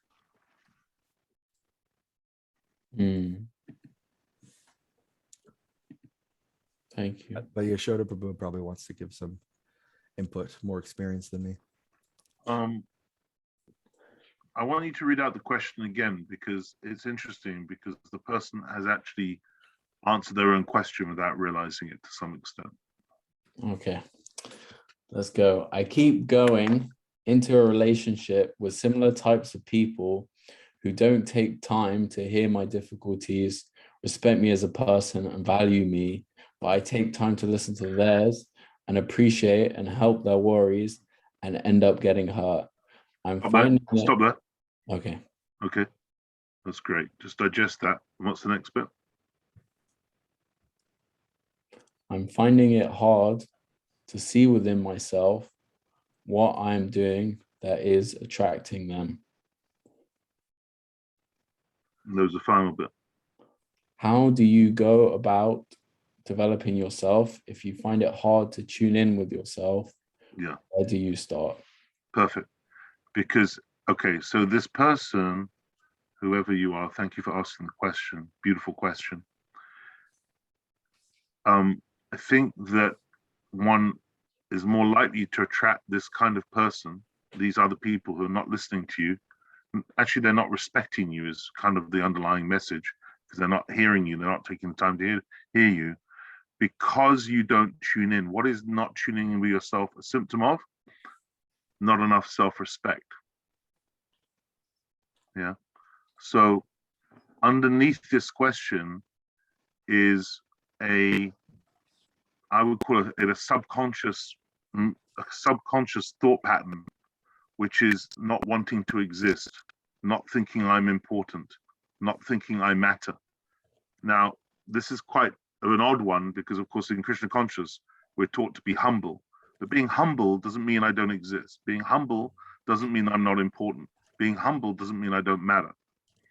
We need to, to be, Prabhupada would say, first be conscious, then be Krishna conscious. So we need to be conscious of ourselves. We need to be conscious of our psyches and our emotions. So it's clear that when you're going into these relationships, I'm going to frame it in the positive. This person needs to value themselves more and make very clear, going back to Shringa's point about atomic choices, small choices, distinguish the fact you have a choice as to whether you matter or not in a relationship, in conversations. And it's all about owning that and going, actually, I do matter. Now, it's not going to work telling someone else who continually doesn't listen to you, hey, I matter. You're not listening to me, It's probably just going to have an argument. It's going to end up messy. Preferably try and find relationships where people are respecting you, and preferably try and draw lines as to what you're willing to deal with, and not allow yourself to be dumped on in this way. And you'll find this pattern of not feeling you matter, not feeling you exist, not feeling you're important, would have come from early childhoods, probably something to do with the interaction with the parents. The cause is less important than distinguishing that it's become a pattern. And so it's about breaking that pattern and becoming whole, and actually reducing it's clear at this stage of this asking this question, you're not ready to do the tapte nukampam business. If you just allow people to walk over you, trying to make the choice to behave like a pure devotee, it's going to backfire. You need to be whole first and own the fact that you matter in the eyes of God, in the eyes of Bhagwan, in the eyes of Krishna, whoever you're worshiping. You matter, and put that relationship first and be whole, and not tolerate people disrespecting you, and draw lines earlier in the process and make very clear choices about how you spend the time and who you spend it with. And if that means making a decision to cut off a relationship, so be it. But try and do it Mm. in a gentlemanly or dignified way. Mm. Mm. Thank you for that answer. I just want to say we're past our time. So anyone who has to go, please don't feel obliged to stay around. And if you have to go, but you feel unfortunate and you want to hear the rest of what we say, I don't think we're necessarily going to be on here for so much longer. The recording will be posted via the WhatsApp group afterwards, so you'll be able to listen to what you missed. So fear not if duty calls, but so yeah, this is your invitation if you have to go How many more questions, Turin? All right, I gotta go, Sriman. See, I think. I'm just kidding. How many more questions? I know I'm gonna ask you, Yashoda, to stay for at least one more question, because the anonymous person asking this question has separately sent me a message saying, can I hear Yashoda's answer for this question as well? So you got a special request. Turin, just before you ask the question, whoever asked that other question, if they do want to reach out to me directly, I'm very happy to have a chat with them. Fair enough. Awesome. And if that person doesn't know Yashoda, they can reach out to me and I will connect you with Yashoda. So worry not about trying to get hold of him. If you don't know either of us, yeah, good luck. Just put my WhatsApp number on the Zoom chat now. Awesome. Okay, so the next question, which is the double question,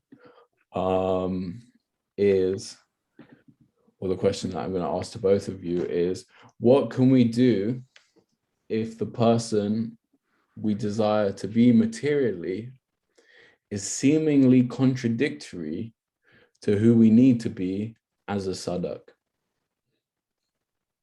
I'll ask that again. What can we do if the person we desire to be materially is seemingly contradictory to who we need to be as a sadhak? You want to start with this one, Yashoda, since you requested for this? Is that the one that he or she requested? Is this the question? Yeah. Okay, so it's a great question. And I think the first thing I'd like to say is this is not a formula. I mean, nothing in relationships is a formula. So everything I'm about to say will have exceptions to it. But I think the first thing to assess is whether somebody is against your Krishna consciousness, neutral or favorable. Okay. So like, for example, I'll give you an example. My mother has often said things which are potentially quite hurtful in Krishna to my bhakti identity. So, for example, she might say something like, "Are you going to take that crap off your forehead when I'm wearing tilak?" Okay. Or I might share something in my heart with her about bhakti, and then she kind of shows no sensitivity about what I've shared, and it's like, okay, and she'll just change the conversation to something as if I haven't even spoken. Now, my mother loves me a lot, and I love her, so the material relationship is very good, and I do take the time to try and explain to her, because sometimes it may appear that somebody is against your bhakti, but they may not actually be as antagonistic as you think if you take the time to explain what they've done without judging them. So, for example, when I had that situation recently where I'd shared something of my heart with her in context, so it wasn't inappropriate sharing, and then she just sort of like, as if ignored it and just talked about something like, let's catch the bus type of thing. It was just like the most bizarre thing. I said to her, listen, I said, I love you very much and you love me very much. And I want you to understand that me being a bhakta, me being a devotee is 99% of my identity. If you want me to hide that from you so we don't have a real relationship, I'll do so. If you speak to me as if you're trampling on a leaf. And as soon as I said that, because it wasn't judgmental, it was like I felt vulnerable. She was like, oh no, I'm so sorry. She didn't even realize what she'd done. And so I was actually trying to share with her, you could almost say educate her about what she was doing in exchange with me. And I could see by the sincerity of her reaction that while that won't make her favorable to Krishna consciousness, at least I can move her to a place of neutrality where she's not saying something antagonistic. Yeah. Mm. Another example of that is where when she said that thing about the tilak, I said to her, what do you think the chances are that God exists? And I was flabbergasted because I thought she was going to tell me about 2%. She said 50%. I was like, really? Wow. I said, well, if God exists 50% probability and he wants me to wear this in recognition of him on my forehead, do you think that what you just said is a sensible remark? And she said, I can't really argue with that. You're right. Okay. So don't assume that because somebody seems antagonistic, they are. It's really up to you, firstly, to behave in an exemplary, loving way and to try and explain to them from a non-judgmental, non-reactive manner why it is what they're doing is painful to you. Okay. Now, moving on from that stage, if that person then continues to be aggressive, controlling, not good for your, against your bhakti, then you really need to consider whether the relationship should continue and whether you're going to be choosing the material consideration, if it's not a parental relationship, if it's a girlfriend, boyfriend, or marriage relationship, if they make you feel good, if it's a sexual thing or emotional thing, at some point you're going to have to choose. Is it going to be Krishna or is it going to be the relationship? But firstly, you've got to distinguish whether they really are structurally antagonistic or whether they're just a bit ignorant or a bit unclear, and you need to help them with your explanation. So that's kind of how I would look at the map, if you like, the topology of your relationship with somebody who is seemingly, what was the word that they used against your bhakti? What was the word, Sriman? In the question? I'm not sure because I thought you were going to link that. This seems to be answering a different question. I think you misheard the question because you're answering what can we do if the person we desire to be with materially, but he just said basically this person's question is they have material aspirations and it doesn't seem like those material aspirations jive with who they should be as a sadhaka. They're not saying about a relationship with another person. Oh, did I completely? Yeah, you should have stopped me earlier. I just riffed on. I thought it was a beautiful answer on the. It's a great answer to the wrong question. I thought you were like going on like. No, this is definitely this is paramatmic. Somebody else has the same question. I just answered it for them, but they haven't vocalized it. Can you repeat the question again, please? Yeah. No, I thought you were about to like link it right back to the question. So I think this is the difference between one word and it shows you the power of language. Yeah. You must have answered, what can we do if the person we desire to be with would be the question you answered. But the actual question is, what can we do if the person we desire to be materially is seemingly contradictory to who we need to be as a sadhaka? Oh, I think that's already been answered, but I think that's the same question as I asked Narasimha earlier.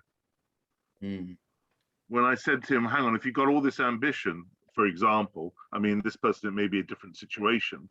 And I asked Narasimha, what happens if you got this ambition, you need to be who you need to be according to your material nature, but at the same time, you want to temper that and steer it in the course of bhakti? That's the question I asked Narasimha. I think is exactly the same question. So I'd say see above.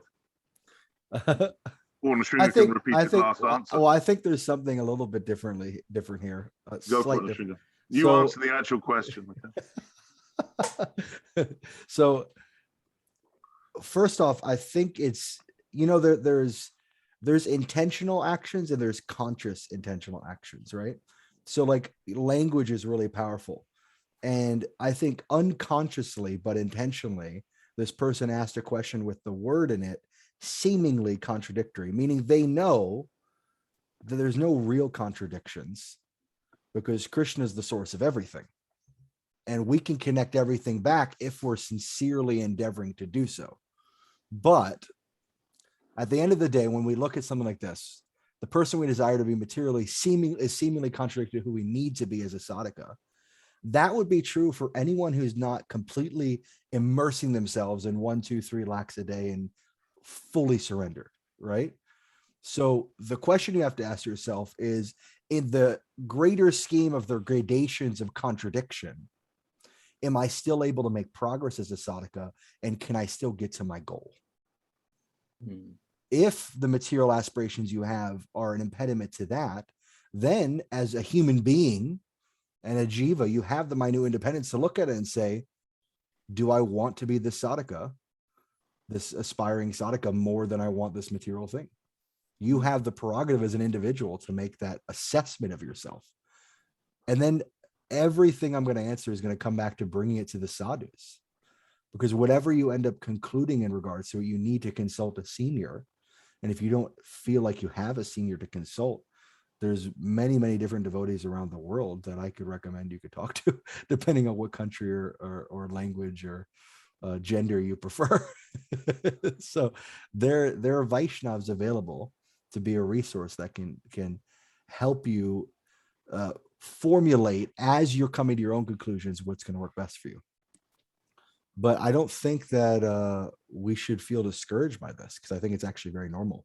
And I think you might be surprised at how many people feel almost the exact same way in regards to seeing some sort of contradiction, because we understand that sort of the principle of complete immersion in chanting the holy names and the association of high-class sadhu sangha is the pinnacle.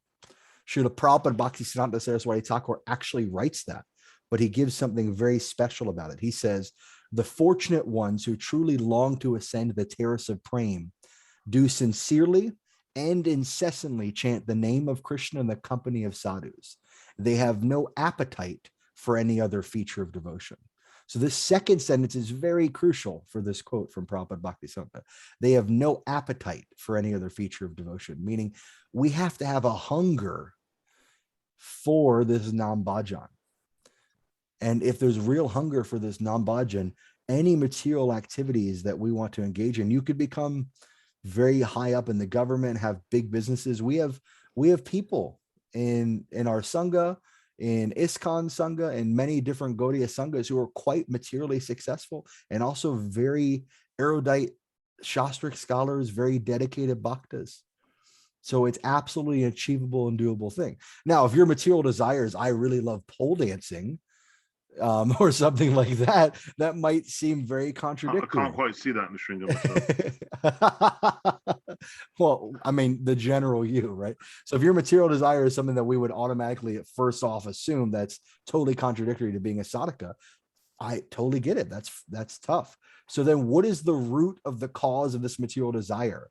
And how can you fulfill that fulfillment materially without having to do that activity that you can see is not suitable to nourish your bhakti? And you have to do that analysis yourself.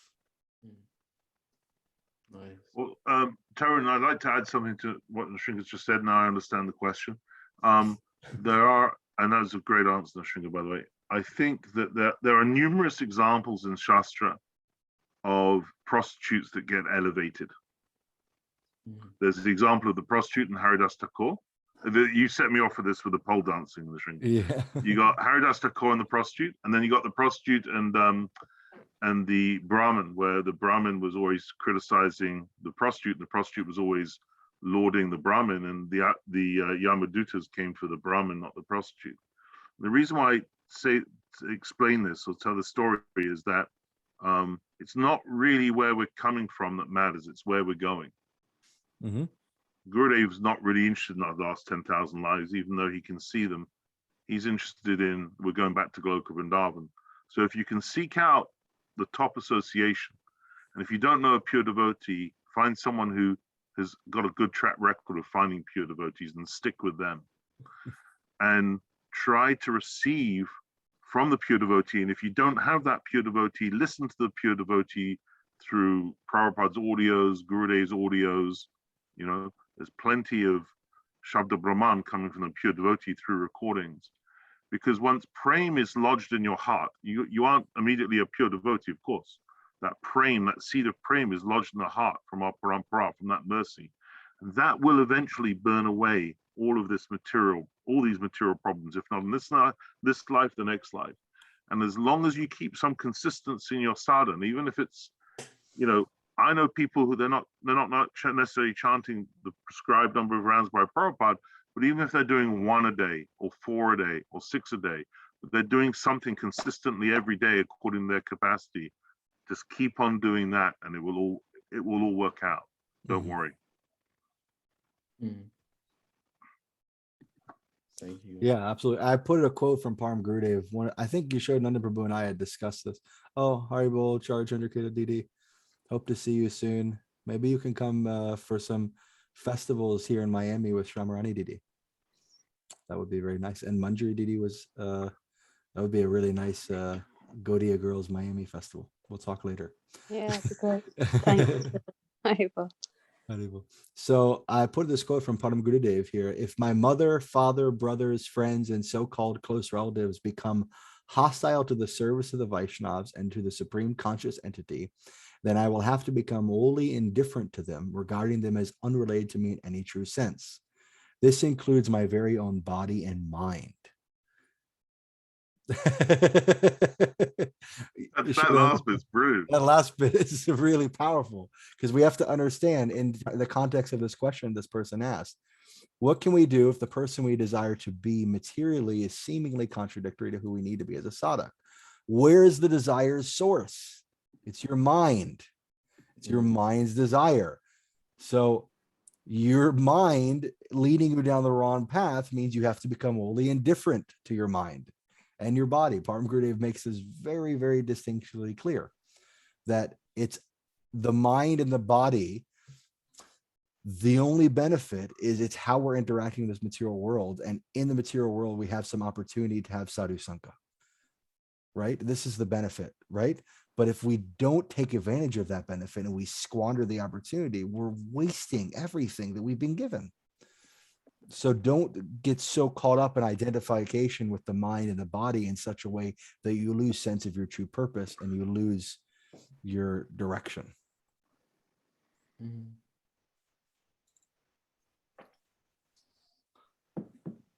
All right. Is that, we still have a bunch of questions, don't we, Tarun? You have a whole stockpile of questions over there. Wait, yeah, before we discuss how many more questions there are, I just want to say those are some really beautiful answers. And the person who asked the question also sent me a message and said that it was Paramatma as well, because your answer to the wrong question also applied to them. And I also want to say your answer is also a really good question for this navigating young adulthood, because you sort of answered this question, which I see a dilemma in a lot of young devotees, especially young devotees with non-devotee parents. And, you know, the question is, how do you deal with your parents and them being seemingly unfavorable? And I think there are a lot of different ways to take it. And we've discussed these things before, but like, for example, I know someone who doesn't speak to their parents because they can't handle their parents and feel like their parents are being offensive. Me personally, my parents have said lots of things, but then they've also done things like give me money, you know, when I was in India to sustain myself. They've done all these horrible things, but they also give me money. So it's really hard. It's really hard. Are you talking about your parents or the UK Tarun, government? I think it's really great to be a Krishna smuggler. So like, for example, my mom loves her garden and she's got no interest in my Gunatai deities, but I get her, through her love for me, I get her to pick a flower in the garden and offer it to the boys. And she's now doing it without even me asking. And I don't think still she feels anything with the boys, but it doesn't matter. The Sakriti is coming. So it's very important to cheat as a devotee in a sweet way, in that way. cheat them into seva. Yeah, for sure. I've never met your mother, but if I know Jewish mums, and I know Jewish mums, I think like she'd feel something far sooner than she'd admit that she felt something. No, absolutely. But I think it's so easy for us, for devotees, to write people off and judge them. And I'm, and we got a lot of backing from our acharyas, like what Nrsimha just said about, we should ignore those that are indifferent. But I think we really got to be, before we write someone off, we should be really sure, and we should try everything first. Except don't try to preach to them. Like very early on with my mother, I tried 3 times and got rebuffed. Like I'm talking about back in '96, and I stopped. I never preached to her. I never tried. I never set out in a conversation trying to convert her to anything. I only try and share what I'm experiencing appropriately, and feedback if I think she's being inappropriate, and try to give her seva without her realizing she's doing seva, and it all works out really beautifully. And approach it, if you can, with humor as well. Well, and it's also like this is all the positive, and then on the negative side, if you create a disturbance in such a way that the relationship ends badly, she might make offenses to pure devotees who you're connected with, thinking that they've taken you away from being a good son. And that is the negative repercussion of not keeping a healthy relationship as well.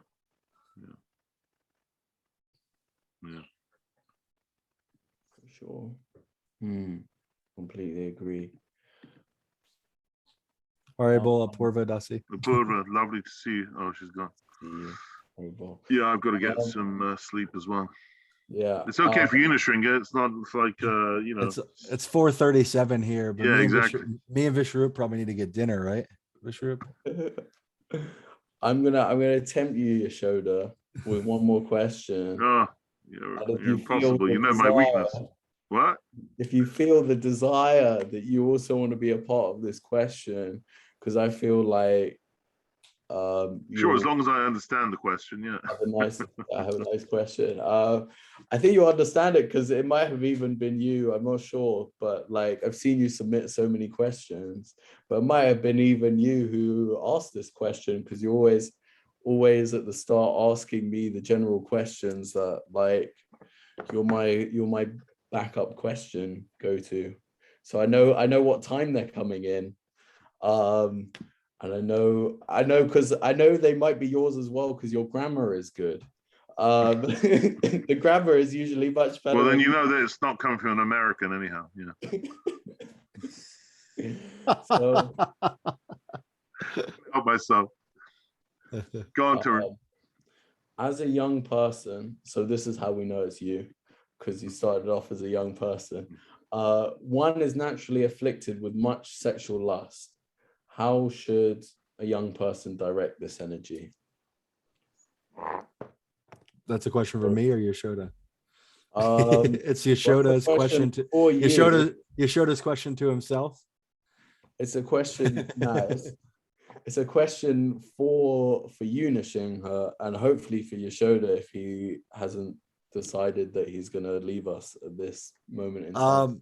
So there would be there's 2 levels, right? We would look at, first off, if the personality is a Diksha initiated personality, then there's a Gayatri mantra called the Kam Gayatri that is meant for the transformation of lust into prem.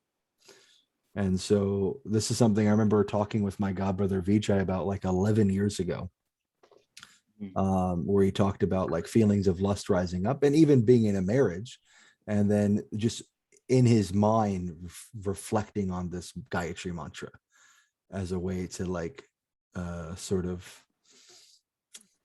overcome that lusty desire.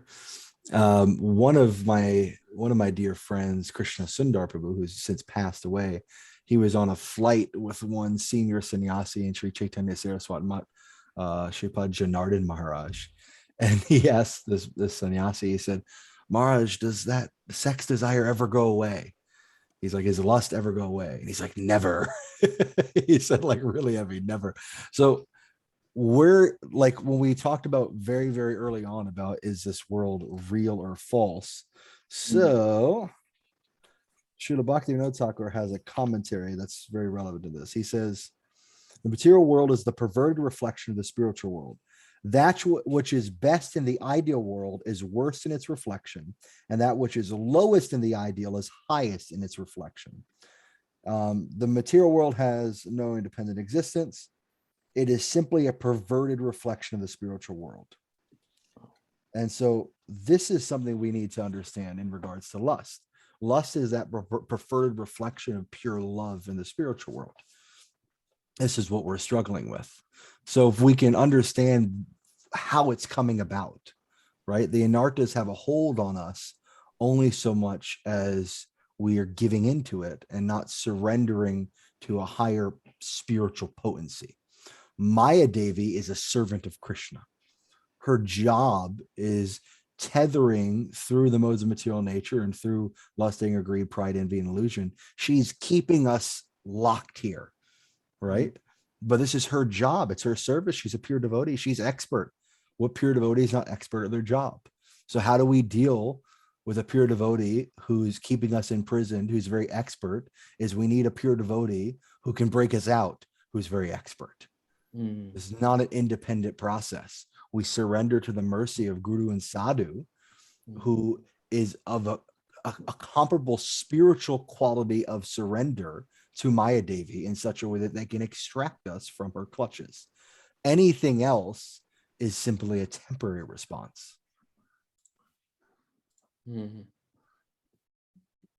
Now, on a practical level, we can have a practical discussion. There's a thing, I don't want to get too inappropriate, I guess, but there's a thing like for men, like they have No Shave November. They also have something else for men where it's like abstaining for 1 month in regards to like self like a masturbation and stuff like that, basically. But I don't want to get too inappropriate. But the point being is that you can also make material restrictions on that lust, bolstered by a peer group. There's different men's groups and women's groups and stuff like that, non-devotee groups and devotee groups, and you can bolster that by a peer group, and that can give some temporary relief on the external level of the platform of lust. And so it's a great tool to utilize. But to uproot and remove lust from the heart, that's only done by sadhu sangha. Yeah. I think you'll have to make that either March or May to have the alliteration then, Narasimha. I'm gonna. Have you finished, Narasimha? Oh yeah, go ahead, please. Because I'll continue with the practical. Because I think Narasimha beautifully framed it with the theoretical, and then gave a practical tip. And I'm going to give 3 more practical tips. One is try to be in a single serious relationship, preferably a marriage. The worst thing you can do is to be hopping between partners. Can't think of anything, well, I can, but that's going to be very harmful for your bhakti if you're doing that. So try to do that. The second thing is engage in seva. The wonderful thing about sexual relationships and sensual relationships is they're engaging the 5 senses to an intense degree. So going along the lines of the transmutation of our energy from selfish material sex desire to wanting to serve the transcendental sexual absolute, if we engage those 5 senses in seva, then this will, I've experienced it, it will what's the word? It will inundate your senses to the extent that it will subdue your sexual urges, guaranteed. And if you think, oh, what should I do? Just reach out to people. If you're not sure what seva to do, look at people who are active in seva and reach out to them and say, what can I do? Everyone's got a talent, everybody's got energy. It's just a desire thing. So if you want to transmute your sexual lust into seva and have less of an agitation problem to deal with, do seva, render seva. And the third thing, and this instruction might need to be slightly refined, in the Shringa you might actually be able to refine it, but I'm pretty damn sure Prabhupada used to tell the brahmacharis to read the 10th canto of the Bhagavatam, because when you read, as long as you don't just be really careful, you don't want to be projecting your own sexual thoughts on the transcendental pastimes of conjugal love. Personally, I never have done that, even when I have been afflicted with sexual lust. When you read about the conjugal pastimes between Krishna, Radha, and Krishna and the gopis, somehow I think we understand why, and I think the Shringa explained it to some extent. You know, that is the absolute transcendental sexual absolute, that is pure, and we're serving that. And if we imbue our heart with that, it's so satisfying that the lower taste of sexual lust starts to look like, you know, when people smoke and they've got the fag end and it hasn't quite fallen off, it just looks like the fag end of a cigarette. Who wants it? It's just a lower taste. So if you go for that higher taste, the lower taste will naturally become less appealing. There's that verse in Bhagavatam, Bhagavat Maharaj likes to quote a lot, 3:25:25. Satam prasanga mama virya samido sat bhavanti hrit karna rasayana kata. So Prabhupada's gives some translation here is discussion of the pastimes in association of pure devotees. Discussion of the pastimes and activities of the Supreme Personality of Godhead is very pleasing and satisfying to the ear and the heart. By cultivating such knowledge, one gradually becomes advanced on the path of liberation, and thereafter he is freed and his attraction becomes fixed. Only then will real devotion, devotional service begin. So more so than just reading 10th canto, which is beneficial, is hearing Raskata described by pure devotees who are coming from there. It actually cuts lust in the heart. Yeah, okay, great. The flip side is you hear that kata from personalities who haven't realized it, then lust grows in your heart because you're going to pervert it. So you have to be very deliberate and careful with the harikata you imbibe and the association you take. But I love the practical examples. I mean, monogamy is one of the key essential things, right? In fact, Prabhupada has like one of those really out there, pretty aggressive quotes where he's talking about like oral sex. And he's saying, you think I don't know that you like to do this? He's like, I know you like to do this. We're just simply saying, pick one woman. Why you have to have so many different women you like to do this with? Like, so this is the thing, right? I mean, it's like, it seems like an uncomfortable like topic. We have to be very real about things. As Ashram Maharaj would say, come on, right? If you read the books of Srila Gurudev or Srila Prabhupada, you know you're getting the pure Shabda Brahman. And you can absolutely, absolutely. But to the point of real realization, understanding of those books, Srila Gorgana Maharaj would say that Prabhupada's books are a vast treasure house of jewels, and in order to extract the jewels from the ocean of his purports, one must be guided by an experienced diver to the very depths of those purports. Otherwise, you'll simply doggy paddle on the surface. So both are there. Reading has to be done. If you're not reading, Gurudev said on a morning walk in Badger, when someone asked, how can we have good questions to ask you?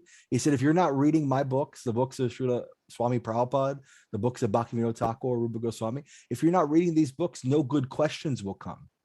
And if we don't have any questions coming to our hearts, we're not actually making progress, because there's so much to understand and learn in this theology, this philosophy. So yes, the reading has to be the essential facet, but tempered with the harikata that illuminates the deeper meanings and moods of the things we're reading. That's my understanding. Someone's asking if this, someone DM me that if this is recorded. This is recorded right now, right? So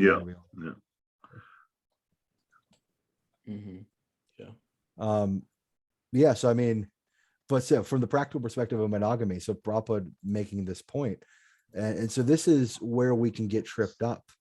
And I remember asking this question to the Grahasta perspective panel with like Mukunda Prabhu and Kishori Mohan and Sudevi, and like there was 4 Grahasta couples on this panel, and I was asking them about all of them said that they got married, they chose that there's no divorce, this is it, they knew that going into it. Some of them married very quickly, like one conversation, one of the couples, they got married after one conversation, like a 20-minute discussion and then finish, right?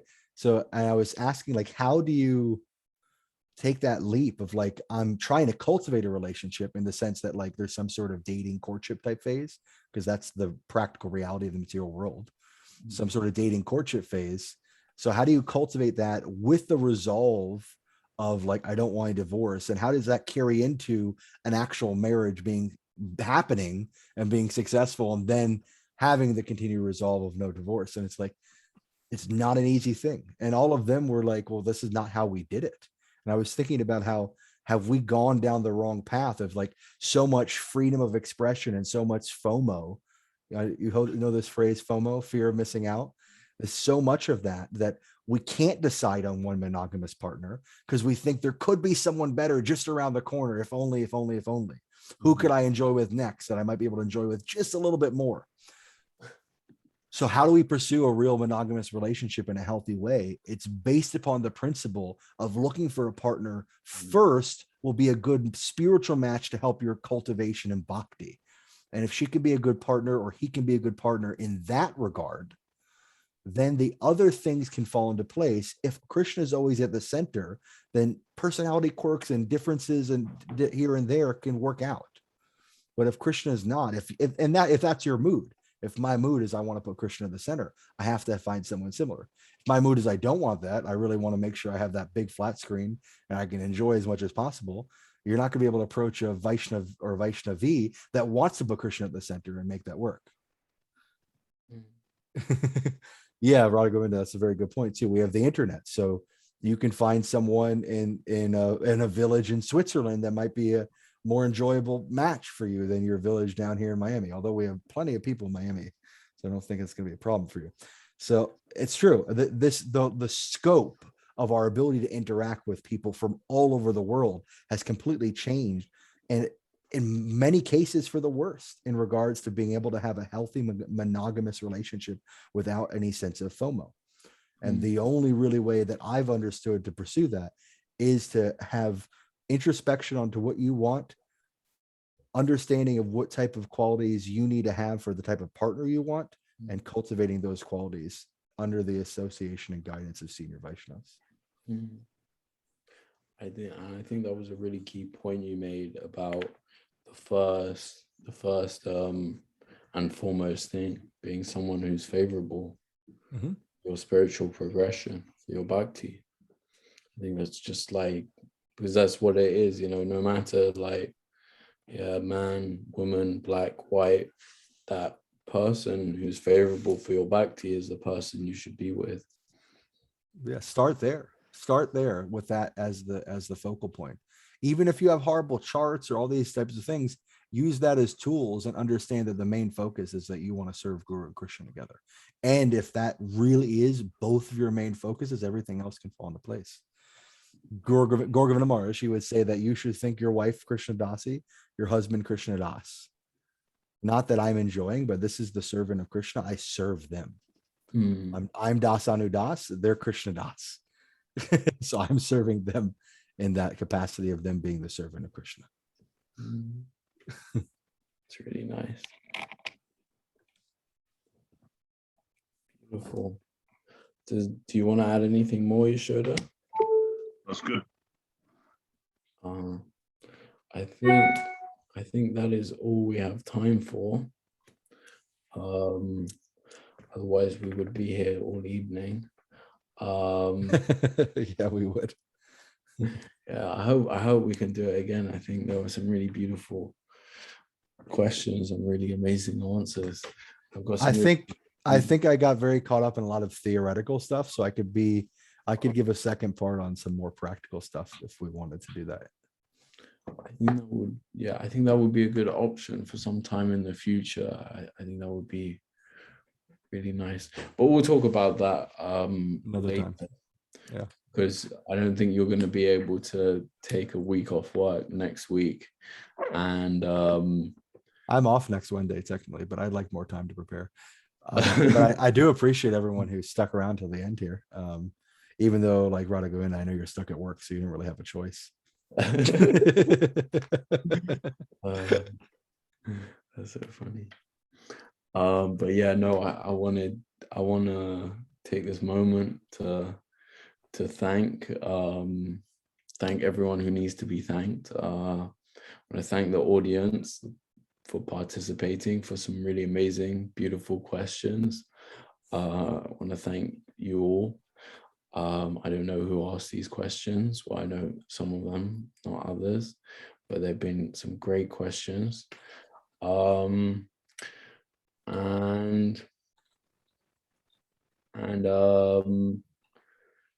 who's next? I want to thank Janardhan Prabhu from Seattle, who produced another beautiful poster. I want to thank Yashoda for getting suckered in, even though you said you weren't going to participate. Really, I'm really glad you answered these questions. Yeah.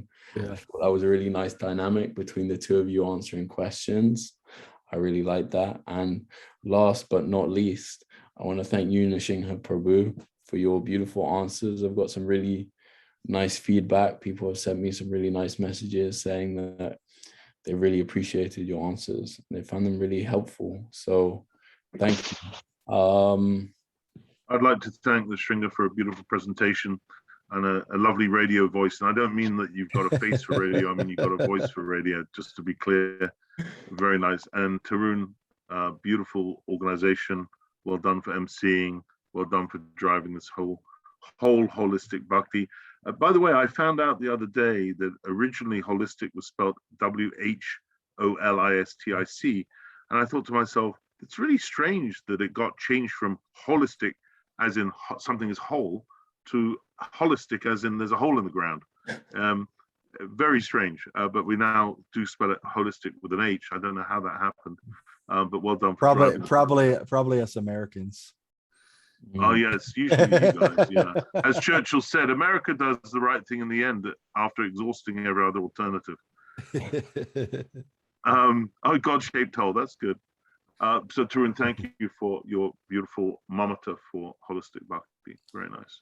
Yeah, I really appreciate Tarun pushing me to do this, because I don't really feel qualified, and he was just like, "No, you can do it," and like egging me on to make it happen. So the conversation we had originally was probably like 6 or 8 weeks ago, maybe a couple months. So it's somehow this manifest on this date. It was really nice. Also, I'm gonna do a plug, even though there's only a few people left, that with Srimati Shamrani Didi here in South Florida, we're inviting and requesting any and all devotees, if they want to give any contribution anyway, whether it's a consistent tithe or a single donation to her, to facilitate this ashram that we got set up, because it's amazing, and it's giving so much opportunity to local devotees. Yeah, there's a new ashram. Yeah, we have a house set up for her, and it's going to be kind of like a hub point where, not that there's just going to be nonstop gatherings there all the time, because she's going to be doing her bhaja and her seva and stuff like that, but it'll be like a centralized resource point for devotees that she's going to be living there with Vasanti 8 to 9 months out of the year. Yeah. Oh, that's really wonderful. That's the first time. That's wonderful for health. It's wonderful for her seva. It's wonderful for your whole community. That's really amazing. It's the first time she stopped moving for 55 years. She's never been in any place longer than maybe a couple of months or something. Very nice. So I think it's really great. And so many of the women in particular get nourishment from it, because they can have an intimacy of relationship with her that they can't have with male sadhus. But she is, nourishing to all. Are there grounds there as well, or is it just a house? No, there's a nice backyard. There's a beautiful backyard, and it's a very large living room that will probably have, we will have Gaudiya Girl Miami events. We'll be able to have 20 to 30 girls who can stay in the house for like 4 or 5 days. How big is the backyard? Mutt style. It's not that huge. It's a comfortable backyard. You can set up a pandal in the backyard if you wanted to, and have like a really big festival and stuff. But the main thing was the first consideration was a relaxing ashram space for her bhajan and her seva. It's great. And then secondary consideration was it's accommodating enough to celebrate like festivals and stuff like that there. Nice. Wonderful. Very nice. And that's where Prabhu? It's in Hollywood, Florida. Hollywood, Florida. Okay. Yeah, Is that it's- near where you live? Yeah, it's about 20 minutes from me, 20 minutes north of Miami, 20 minutes south of Fort Lauderdale. Okay. So it's a really And good that's, location. forgive my geography, it's a bit weak in Florida, but that's a distance from Alachua, right? Oh yeah, we're looking at 5 to 6 hours driving, Okay. but only 10 minutes from the beach. So Right. Vasanti has Giriraj has manifest with Vasanti. He travels with her. So Really he nice. likes to get a bath in the beach and she can take him now. That's really wonderful. I'm very happy Yeah. for Shamarani and Basanti. Yeah. I thought Hollywood was in California. There is the main Hollywood in California. That is the No, this is Hollywood. this is Hollywood now, correct? Yeah. With a W because it's making the environment whole with Didi around. Can you post a link? Do you have like a GoFundMe? I have I can send a link for tithing from I have a PayPal link I can send, yes. Want me to put it in the chat? Yeah, why not? Yeah, and put it out on the WhatsApp tour. Yeah, I was thinking to That'll do be more permanent because the Zoom goes quickly. Okay, Yeah. I'm going to say good night, boys. Okay. Well I want to make a final announcement. You don't need to be here, but okay, I'll say good night. I'll listen if it's a final announcement. I'll listen to Okay, it. the final announcement, my plug is we're going to have the first session Oh, yeah. call for Holistic Bhakti in Action, Total Life Cleanse. We've got this 8-day cleanse with Nimai Chaitanya Prabhu, who's been an Ayurvedic doctor, Ayurvedic practitioner for around 30 years. It's a really amazing opportunity. It's tomorrow night, the Zoom call, and the actual cleanse starts on Saturday. It's just an amazing opportunity if you struggle with energy, brain fog, all of these things. It's a really wonderful opportunity to do something really amazing for your health. And it's just before Kartik, when we've timed it so it just finishes, a few days before Kartik. So when you're done, you're able to then go on and be energized and have enough energy to do lots of service for Kartik, attend all of the classes, do all of those things that are happening during Kartik, maybe even go on Parikram. So yeah, for anyone who's interested, I would really, really recommend this opportunity. I think he usually charges $200 or $300, but it's completely free. He's doing it completely free for devotees and anyone else who's interested. So I really recommend it. Yes, that's the final announcement. Vansha kalpa turyascha kripa sindhu payevacha patitanam pavnebhyo vaishnavebhyo Vaishnavebhyo namo namaha. Dhanavats, everyone. Thank you all for sticking it through.